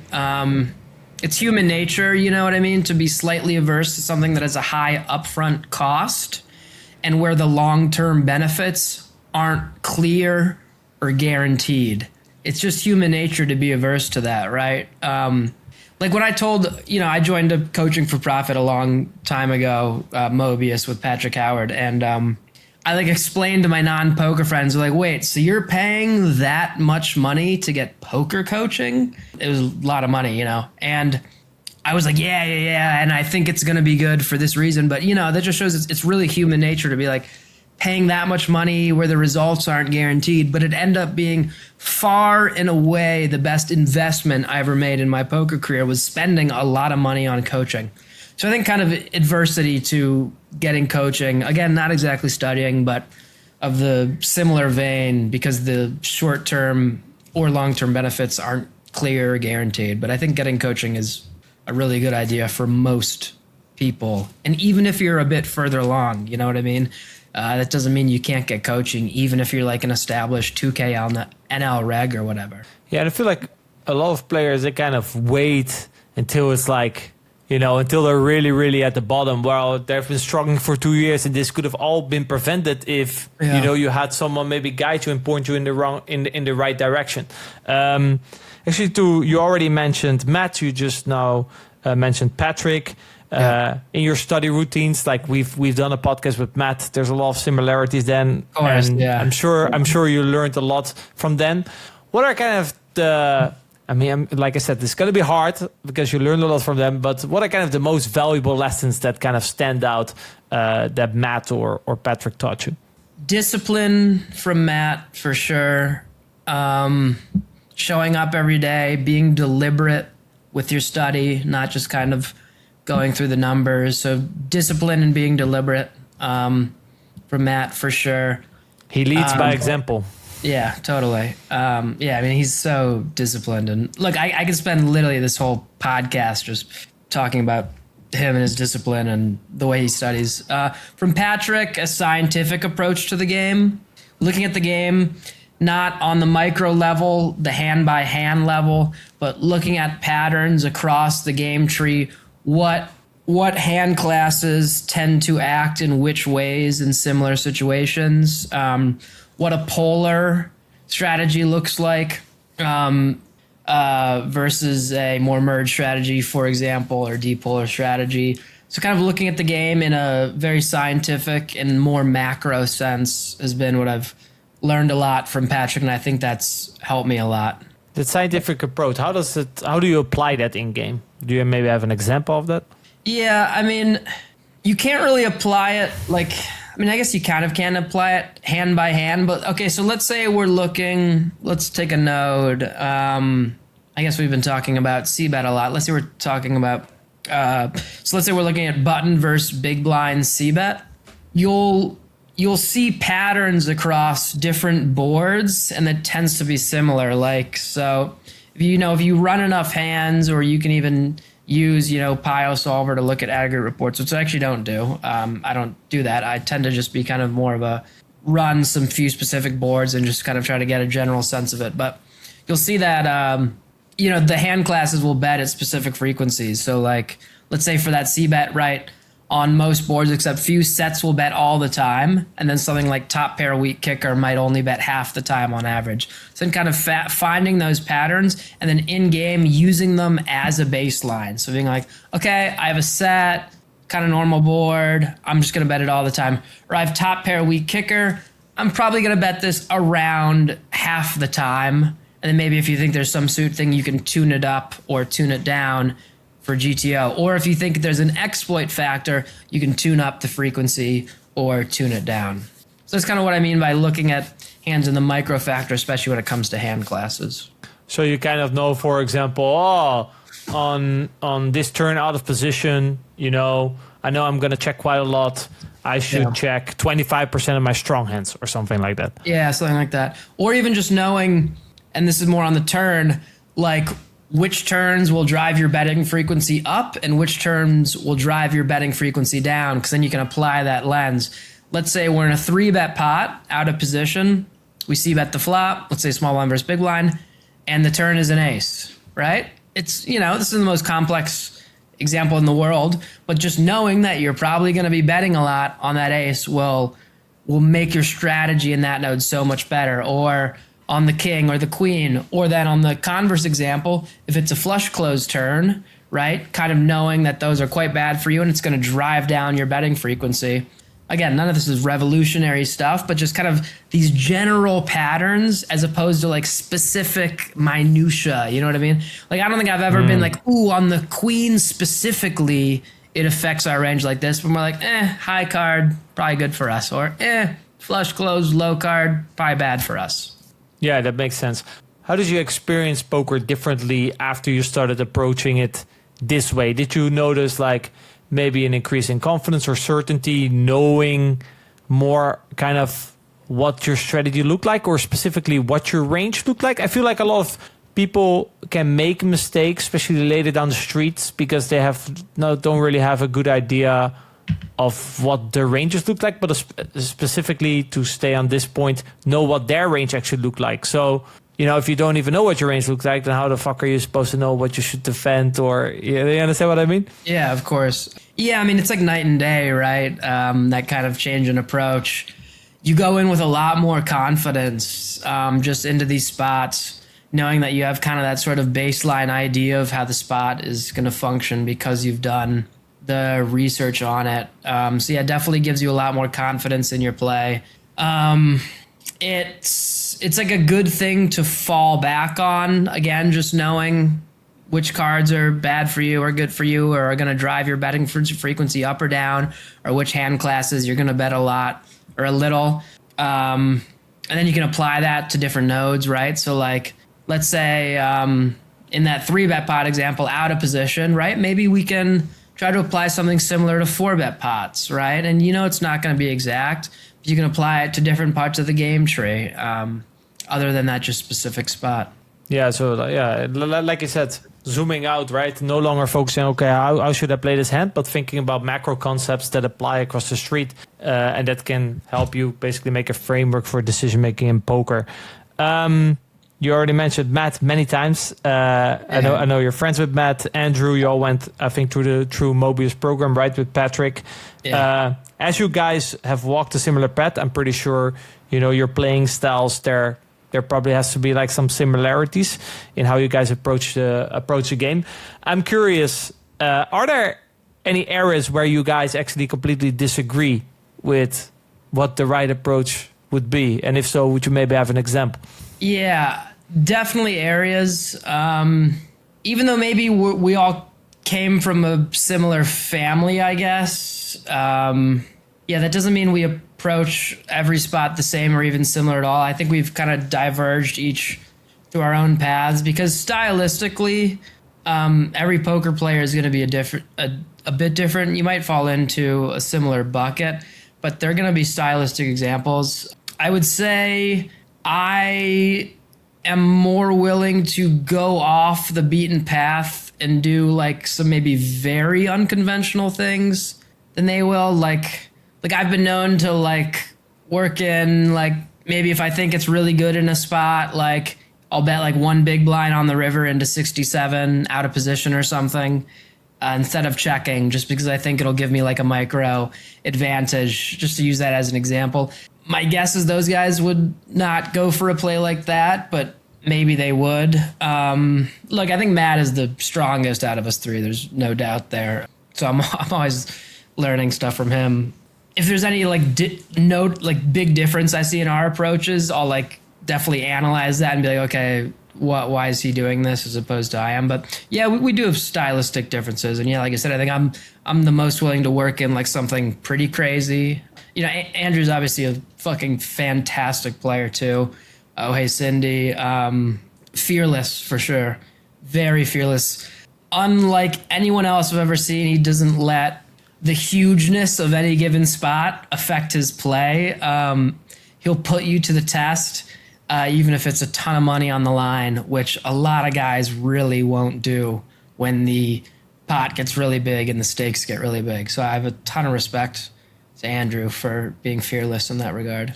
That's definitely a great quality to have, right? Being fearless. I think it just helps overall with being a good performer. And I think the performance aspect, especially in a world nowadays where there's so much knowledge, everyone can kind of get knowledge about poker, but still like being a good performer, dealing like we talked a lot, right? Dealing with downswings, confidence, not letting fear, influence your play. I think these are all very, very valuable skills. In general, you already mentioned, like, you think obviously you're a great player, but you don't think you're there yet, right? You're not that good, I think you said. Still a lot to work on. What do you think separates like the true elite from the guys below that? And what's kind of the gap that you think you still have to close in order to join them?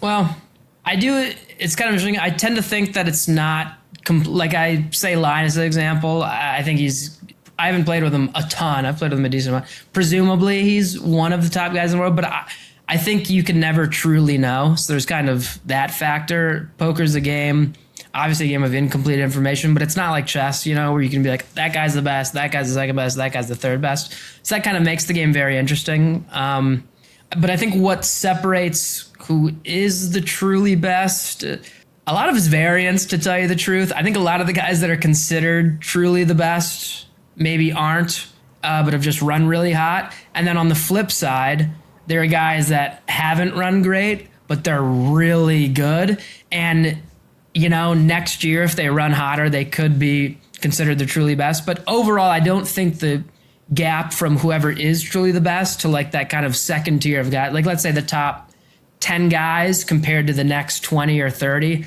I don't think there tends to be that huge of a gap, to tell you the truth. You mentioned variance, right? If I'm not mistaken, didn't Linus like finish basically last in the last Cash Game World Championship? Or at least at some point he was basically last, and everyone was like, whoa. Yeah, exactly. And it's not like let's say he lost at 20 BB. He's not a 20 BB losing player, believe me. There's just a shit ton of variance in a format like that. You know what I mean? See, I think variance is an underrated effect in poker, in my opinion. I do agree with you.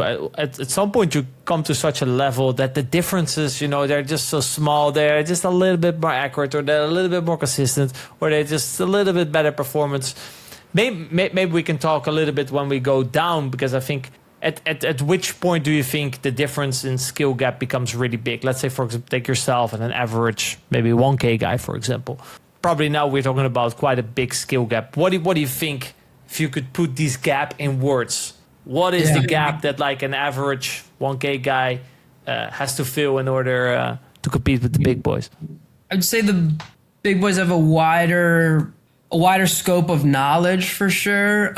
Just they're going to be doing a lot better in not only every spot, but especially a slightly more niche spot where huge mistakes can be made. Like, for example, a weaker reg might be betting a ton in a spot where it's a clear range check. Like let's say a river spot, even when you go bet, and then some really bad river comes out in a clear range check. Like I think a big boy tends to not miss those, whereas a weaker reg will miss those, and that can be very costly. You know what I mean? So I think the big boy will minimize their big EV losses. They'll still make EV losses, but I think they'll minimize them a lot. They are probably on average capable of keeping their cool more than weaker players, right? Just kind of like, I don't really see in my opinion, any of the big boys going on like monkey tilt, and I'll definitely see some not big boys going on like some like crazy monkey tilt that I like didn't even think was possible from a pro. And I've never seen a big boy do anything close to that. I think they're probably more disciplined on average is my guess.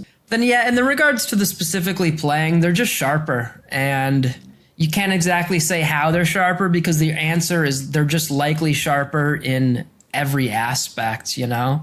I think they can visualize ranges better. I think if they're going for a more exploit strategy, and I don't think all the big boys are doing like some crazy exploits. I think some of them are, and some of them are just kind of trying to play their A game and going from but their A game is really good.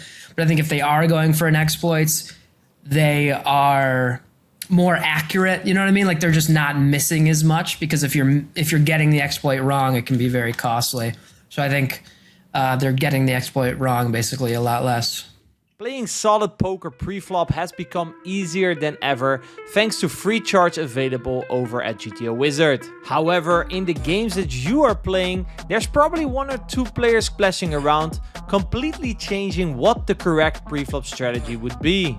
The real edge pre-flop is not in knowing the charts, but it's in knowing how to adjust, and if so, in which direction. Now that's exactly what GTO Wizard's latest upgrade was built for. You can now input exactly what it is your opponents are doing pre-flop and have GTO Wizard instantly show you what the most profitable adjustment would be. Take this following example. We are raising first in from the cutoff, and instead of Button being a chart guy, he is playing way more aggressively as he is looking to get unstuck. Once we input this into GTO Wizard, we can see that we should adjust our strategy by opening significantly tighter, and when villain does make the 3-bet, which we kind of expected, play back aggressively by 4-betting almost twice as much, jamming all in sometimes, and calling almost all other hands that we decided to open. Or this example, we are on the button first in, and instead of having a pro in the small blind who follows the charge, we have a recreational player who is calling way too much, reducing our pre-flop fold equity. Surprisingly, GTO Wizard does not mind the overcalling that much, only slightly tightening up his pre-flop raising strategy, as it's still going to see a flop and then realize its equity.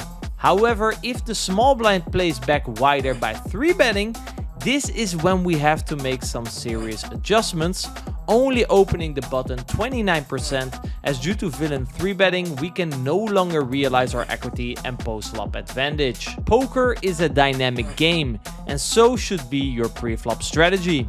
Upgrade now to GTO Wizard's Ultra Plan and adjust your way to the top. Use code MECHANICS to get 10% off, a link in the description down below.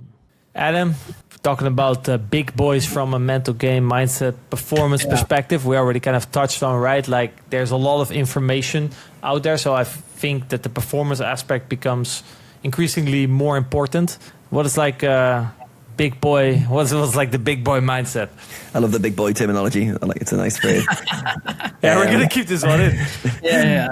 Big boy's good. I think it's just the ability to perform under pressure as well, and like bring your A game more consistently. So everyone has like a range of a game, like say like A to C game would be a framing for it. But I think the big boys will play close to the A game more consistently. There'll be that higher level peak zone. They'll be able to handle pressure. As Nick mentioned, probably less flustered when things aren't going their way, stay calm, able to perform at a high level. And I think what Nick mentioned as well, probably the key ingredient is that sharpness of everything. Sharpness at every decision point in the game tree. They're picking up more information, they're able to tune in. So yeah, I think there's a lot of factors, but from performance side, they're able to bring their best self to the game more frequently. Because if you look away from the tables, maybe the small boys and the big boys could chat about strategy in the same way, but the big boys in game will be able to execute on that at a different level. Like when you put them both at the table, boom, pressure's on, big river spot, the big boy turns up and kind of knows what to do in that spot, doesn't get flustered. If anything, he goes to a higher level because he picks up other factors and he kind of lasers into the zone. So yeah, I think there's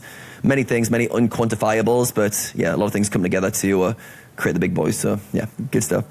All right, I just want to do a bit of reflecting now for you, Nick, in terms of looking back on your career. I know it's been a short career, but it's also been a lot of ups and downs.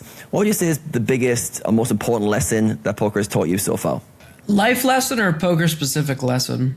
Let's do a life lesson.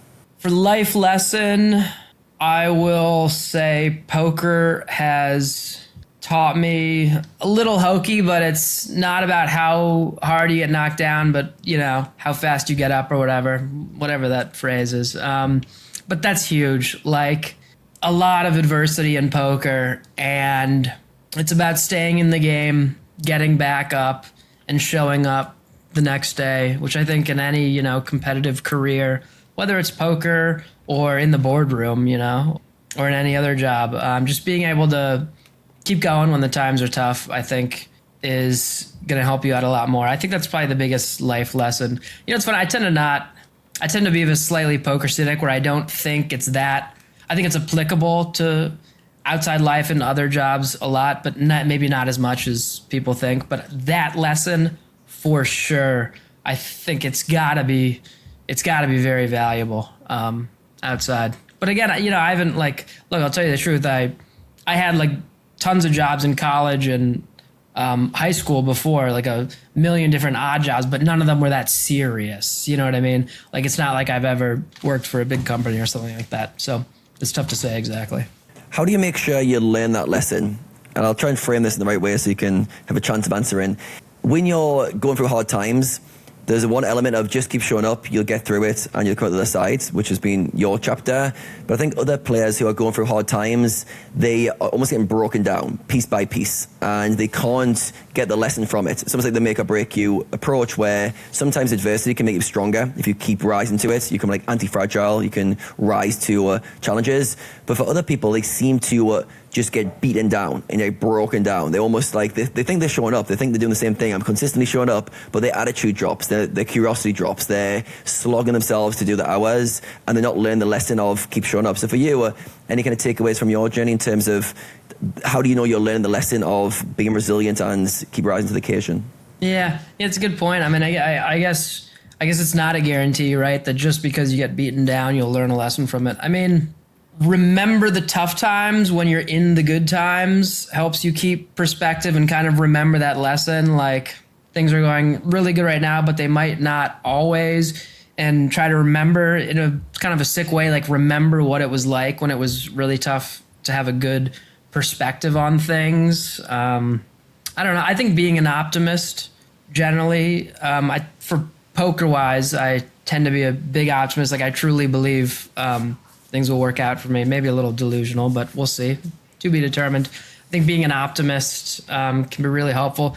But yeah, I don't know. Making sure you learn the lessons, it's tough to say. Probably talking about things with other people is really helpful.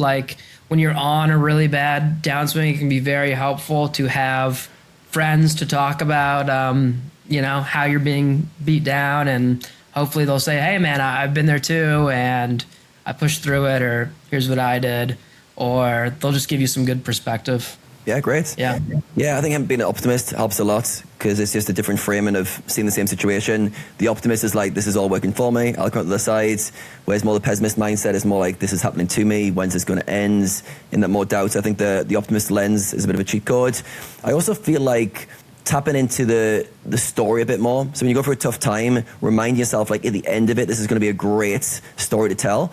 And sometimes when things are tough, we want to kind of get past that. We resist it, or we want it to end. When I realize thinking this is going to be a really good story to tell. I'll be proud of myself. I'm learning so much about myself during this. It never feels great going through hard times, but just knowing on the other side, this is going to be a nice, juicy story. I feel for myself, when things get tough, I like to lean into that a bit more rather than try to resist it. Just go this is tough. This is not how I want to be. Good. This is going to be a bit of a stuck-up time, but in the end of it, there'll be a lot of lessons which I might not be able to see now because my perspective's a bit clouded, but in the future, there'll be something to take from that. So yeah, I think that's another lens to use there. So for you, how's your definition of success changed as you've progressed to higher stakes? What's changed about your definition of success, and how do you define it now? Well, for me, success at the very beginning was just like sometimes winning, you know what I mean? Like winning slightly more often than I was losing at the very beginning, right? And then success kind of changed to becoming a professional poker player at all for me was being, and you know, this was still again in school. So I guess maybe I would say like, you know, playing the game for like 20 hours a week and winning, if even a little bit, would be considered a great success. I mean, I remember kind of when I first got into the game, I thought being a pro was like something that maybe one out of every like a million people could do or whatever. And then now looking back on it, I guess I realize that's not true, but B, the definition of success for me has changed so much. So yeah, I guess winning first, then becoming a pro would be considered a great success. Now, more recently, I don't know. You know, it's tougher. Like, what does success look like in poker now for me? It's not like I know I'm not even close to the most successful poker player of all time, but yeah, I do feel successful in poker. I think now it would be like continuing to push the boundaries, and that doesn't even necessarily mean like stakes or like exactly dollars won, but whether it's like learning a new format, you know what I mean? Like I think I've been getting more into ante lately, like I said before, something like that would be like I would consider that a new success for me, like becoming quite good at ante or heads up. I've been spending a lot of time on a lot more than ante for the last 5 or 6 months. So there's kind of been a new success field, which is like kind of playing different people, having them quit me, and then, you know, moving on up to the next guy. Because that's heads up is a very clear ladder of success on like Six Max. You know, it's like Pokemon or whatever. Like you beat the boss, you move on to the next boss, you know? So, but I don't know. The success definitely gets cloudier, I think, the later you are in your career. Yeah, and the way you're describing it there, it's almost like you need to find new avenues to find success again. So it's like you win one game, okay, it gets boring after a while, need to win the next game to keep that evolution. If you look at, like, as you talked about earlier, pursuit of mastery, trying to become the best version of yourself, often you need that new challenge, and the success is always a moving equation in that way, that you're trying to find the next thing that you can rise to kind of win the game. So yeah, it seems like for you, you've made like a lot of different progressions of what success meant to you and kind of won those games on some level, and then that frees up the next one. For your poker career, what moment are you most proud of? Or what period of your poker career brings you the most pride and reflection?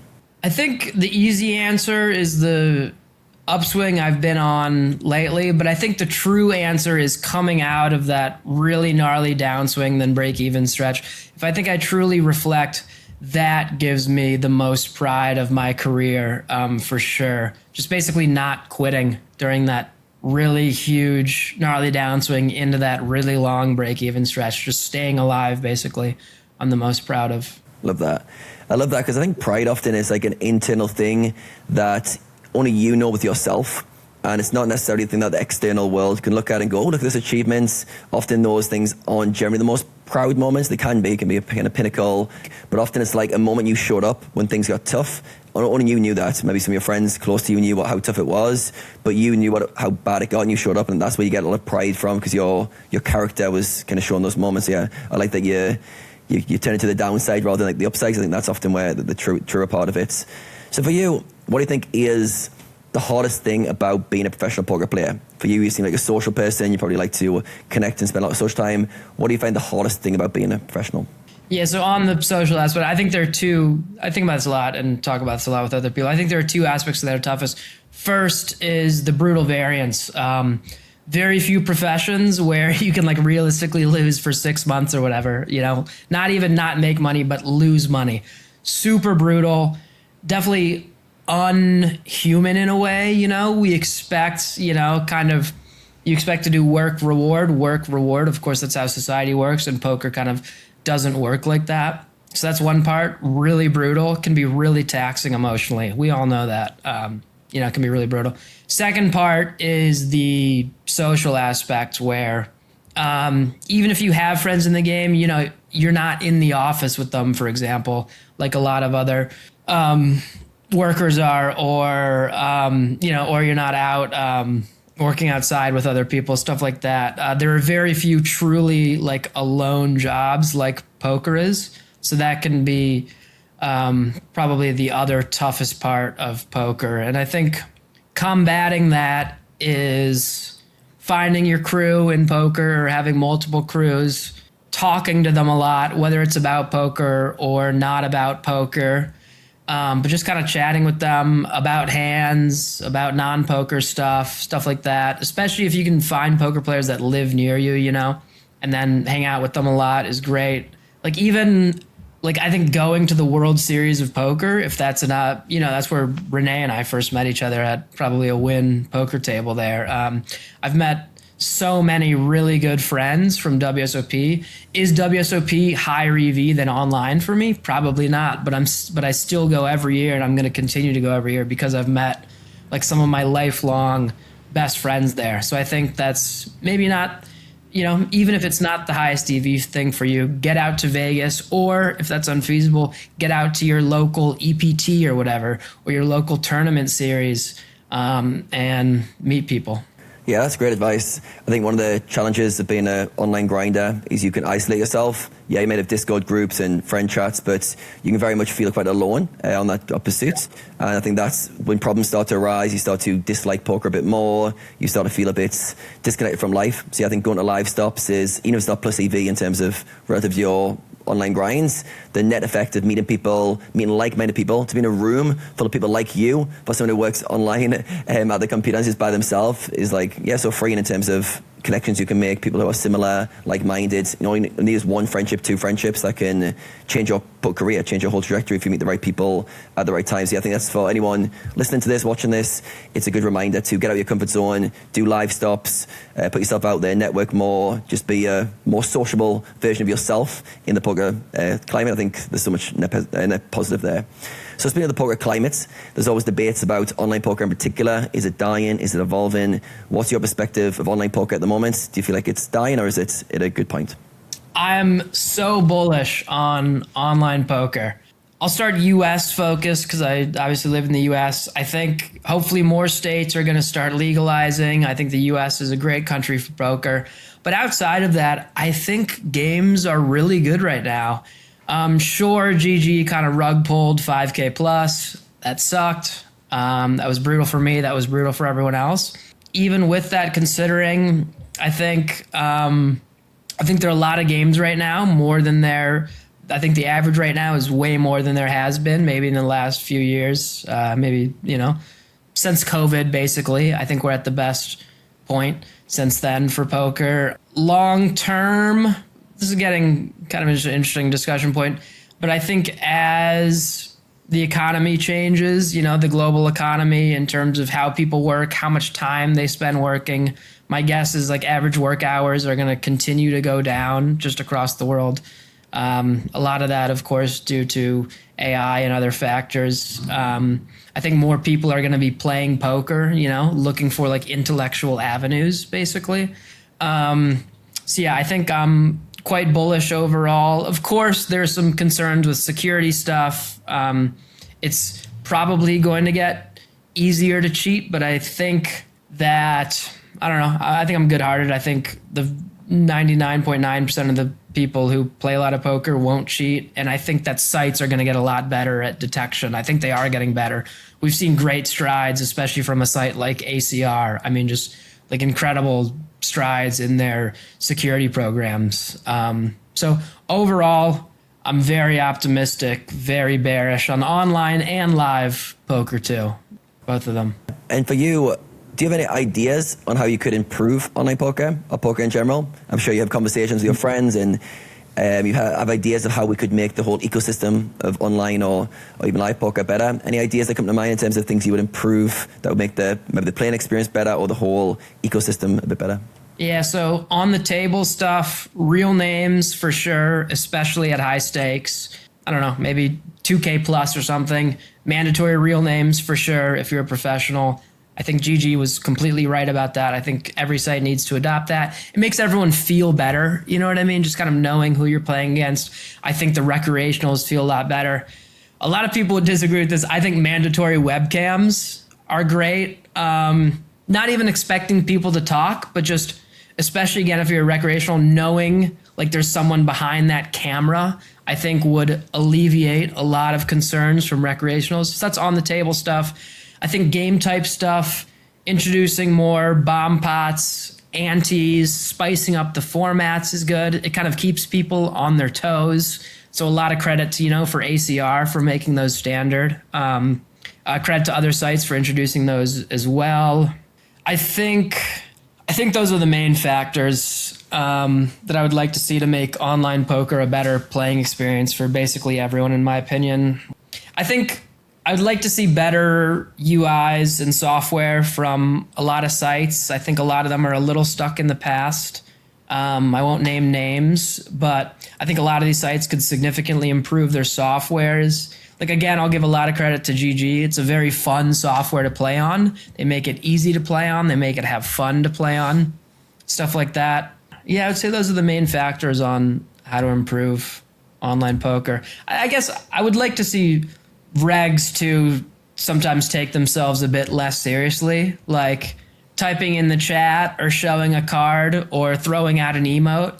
I promise it won't cost you any EV, but it makes the game a lot more fun for everyone. So stuff like that. So I implore the other regs to have a bit more fun at the table too. Make it a better experience. Yeah, great suggestions. Rene, would you add anything to that list? No, I completely agree. Throw in more formats, different formats, and just do. I think a lot of the things that Nick is saying, it just makes it a nicer experience for the recreationals. And in the end, the more recreationals that come and play, they have more fun. We have more fun. Yeah, it's a win-win. So I say also for sites like, they're thinking, okay, what's better? But in the end, just offer a great playing experience for recreationals, and the rest will follow. Yeah, all pretty easy to add as well. Maybe the webcams would take a little bit of additional features, but the real names, come on, seriously, make it mandatory what you're doing. Let's not highlight free names. Let's have real names. Yeah. All right, looking ahead, what motivates you right now? What goals are you currently chasing? What are you most excited about? Look, it's easy to be motivated when you're on a heater, in my opinion. I'm definitely loving playing right now. We'll see when I go on my next super bad downswing. Maybe I'll have a different answer.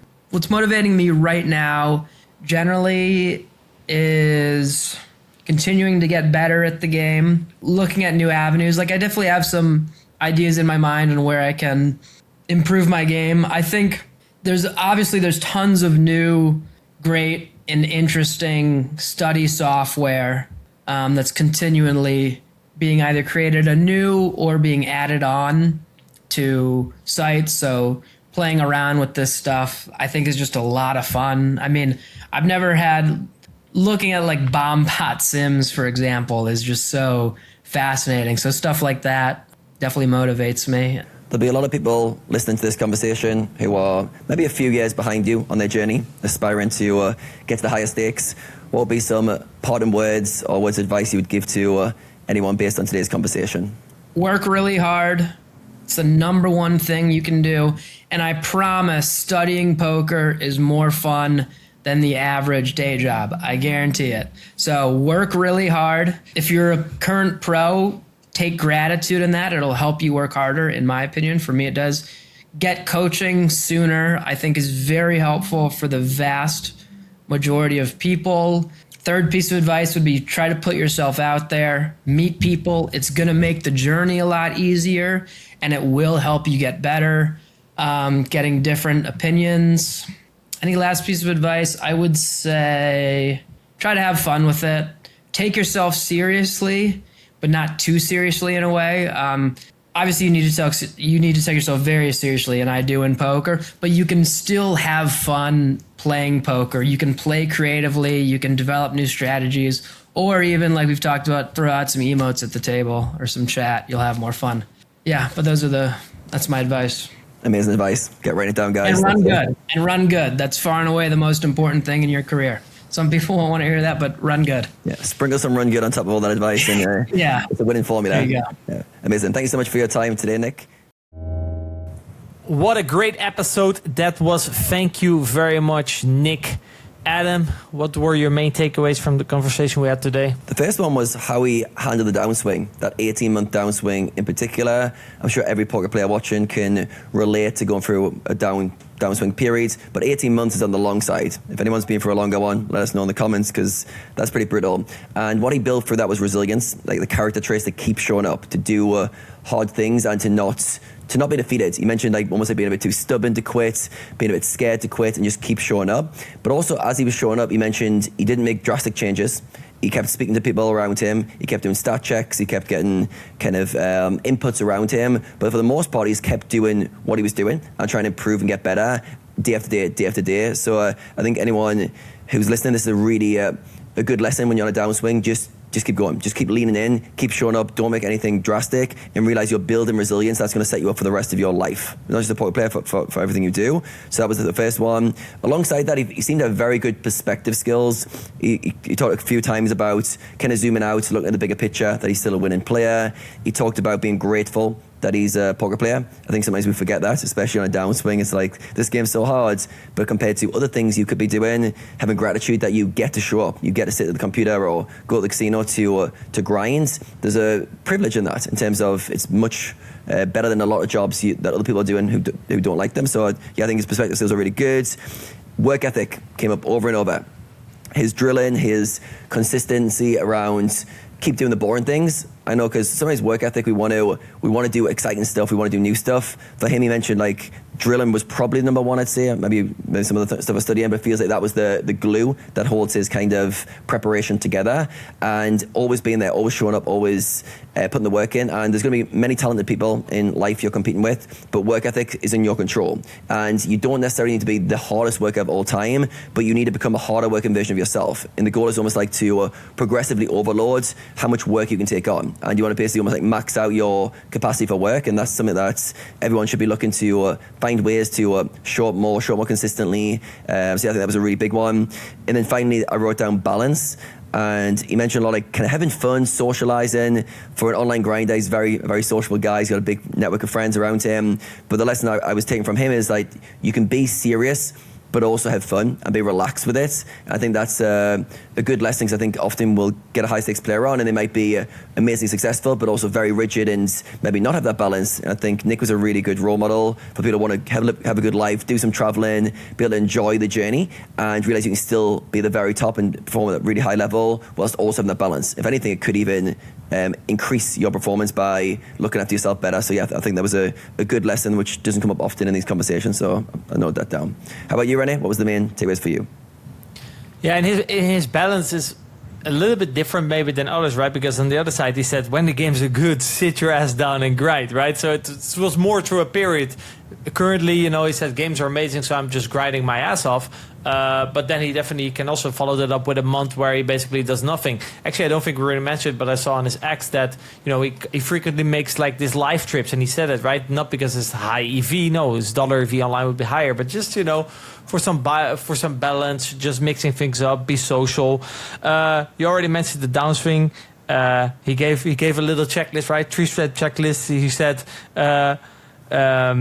calm down. That's what it started with. Look at like past results, and that's kind of the zooming out, right? And then third, do like a stat check. Basically, stats and data, they kind of don't lie, right? So you see the facts. Are you actually changing a lot in your game? Do you have like this passive drift that he talked about? Overall, there were a lot of similarities also with some of the podcasts that we did with Matt and Patrick. He mentioned like the stat checking that he does. He mentioned the drilling. He mentioned the reviewing the pots of, I think, 10 BB or higher. One very important thing that he mentioned when you review a hand is first kind of go through the pots and then look at the sim to kind of confirm or kind of learn from the sim on that pots. Don't just open a sim without previously thinking about the hand yourself, because then it's very easy to fall for the trap of, Oh yeah. I was probably thinking that. Or yeah, I know this. So use the output more. Have a question in mind before you go look at it, right? That I think was very valuable advice as well.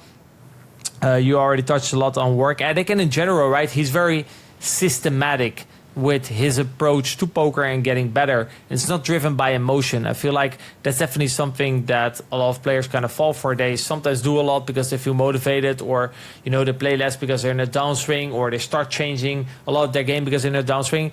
There's no really system. And if you want to get the system, this is actually something that he recommended, right? To go coaching. Like, for sure, Patrick and Matt had a huge impact on his career. And especially Matt, for example, he taught him all this systematic approach. What Patrick taught him was a more macro approach to poker, right? Thinking in broader concepts like, okay, what speeds up betting frequency, what slows down betting frequency. And it taught him how to think about his range. For example, what certain parts of the range often do. There's a lot of patterns in that across the trees that you can learn. So, for example, if you know that on the river, on average, you should trap 25%. If you have a trap and the river, you're not really sure, there's no specific blockers or suits, whatever. You say, oh, I roll 25%. Well, I know I should probably trap this 25%. Then at least you have a baseline, right? And from there, he starts to talk about adjustments. But at least then you know kind of what to start with. And I think actually a value of that is when you know your range, you're less likely to freak out. Like, oh, I don't know, is he bluffing me? Is he over bluffing me? Well, if you don't know your range, if you know that your range is very protected, you're not going to make a stupid call because you know that he's not going to exploit you. So I think that gives like a certain amount of certainty and confidence, and from there I think you just play better. So, and last point, like you said, try to have fun. Throw a tomato at your opponent, use an emoji. In general, make it a more fun playing experience. And in general, always improvements that he suggested, right, for poker were all about just making it more fun playing experience, specifically for recreationals. And if recreationals have more fun, we have more fun, we make more money. Yeah, everyone happy. So yeah, great stuff. I want to thank Nick again for sharing all his wisdom on the podcast. I want to thank my co-host Adam. I want to thank you listeners for making it all the way to the end. Shout out to our sponsors, GTO Wizard, Coin Poker, Snap MDA. Go check them out. Remember, guys, if you want to work with me and Adam, have us help you make more progress in your poker career, mechanicsofpoker.com.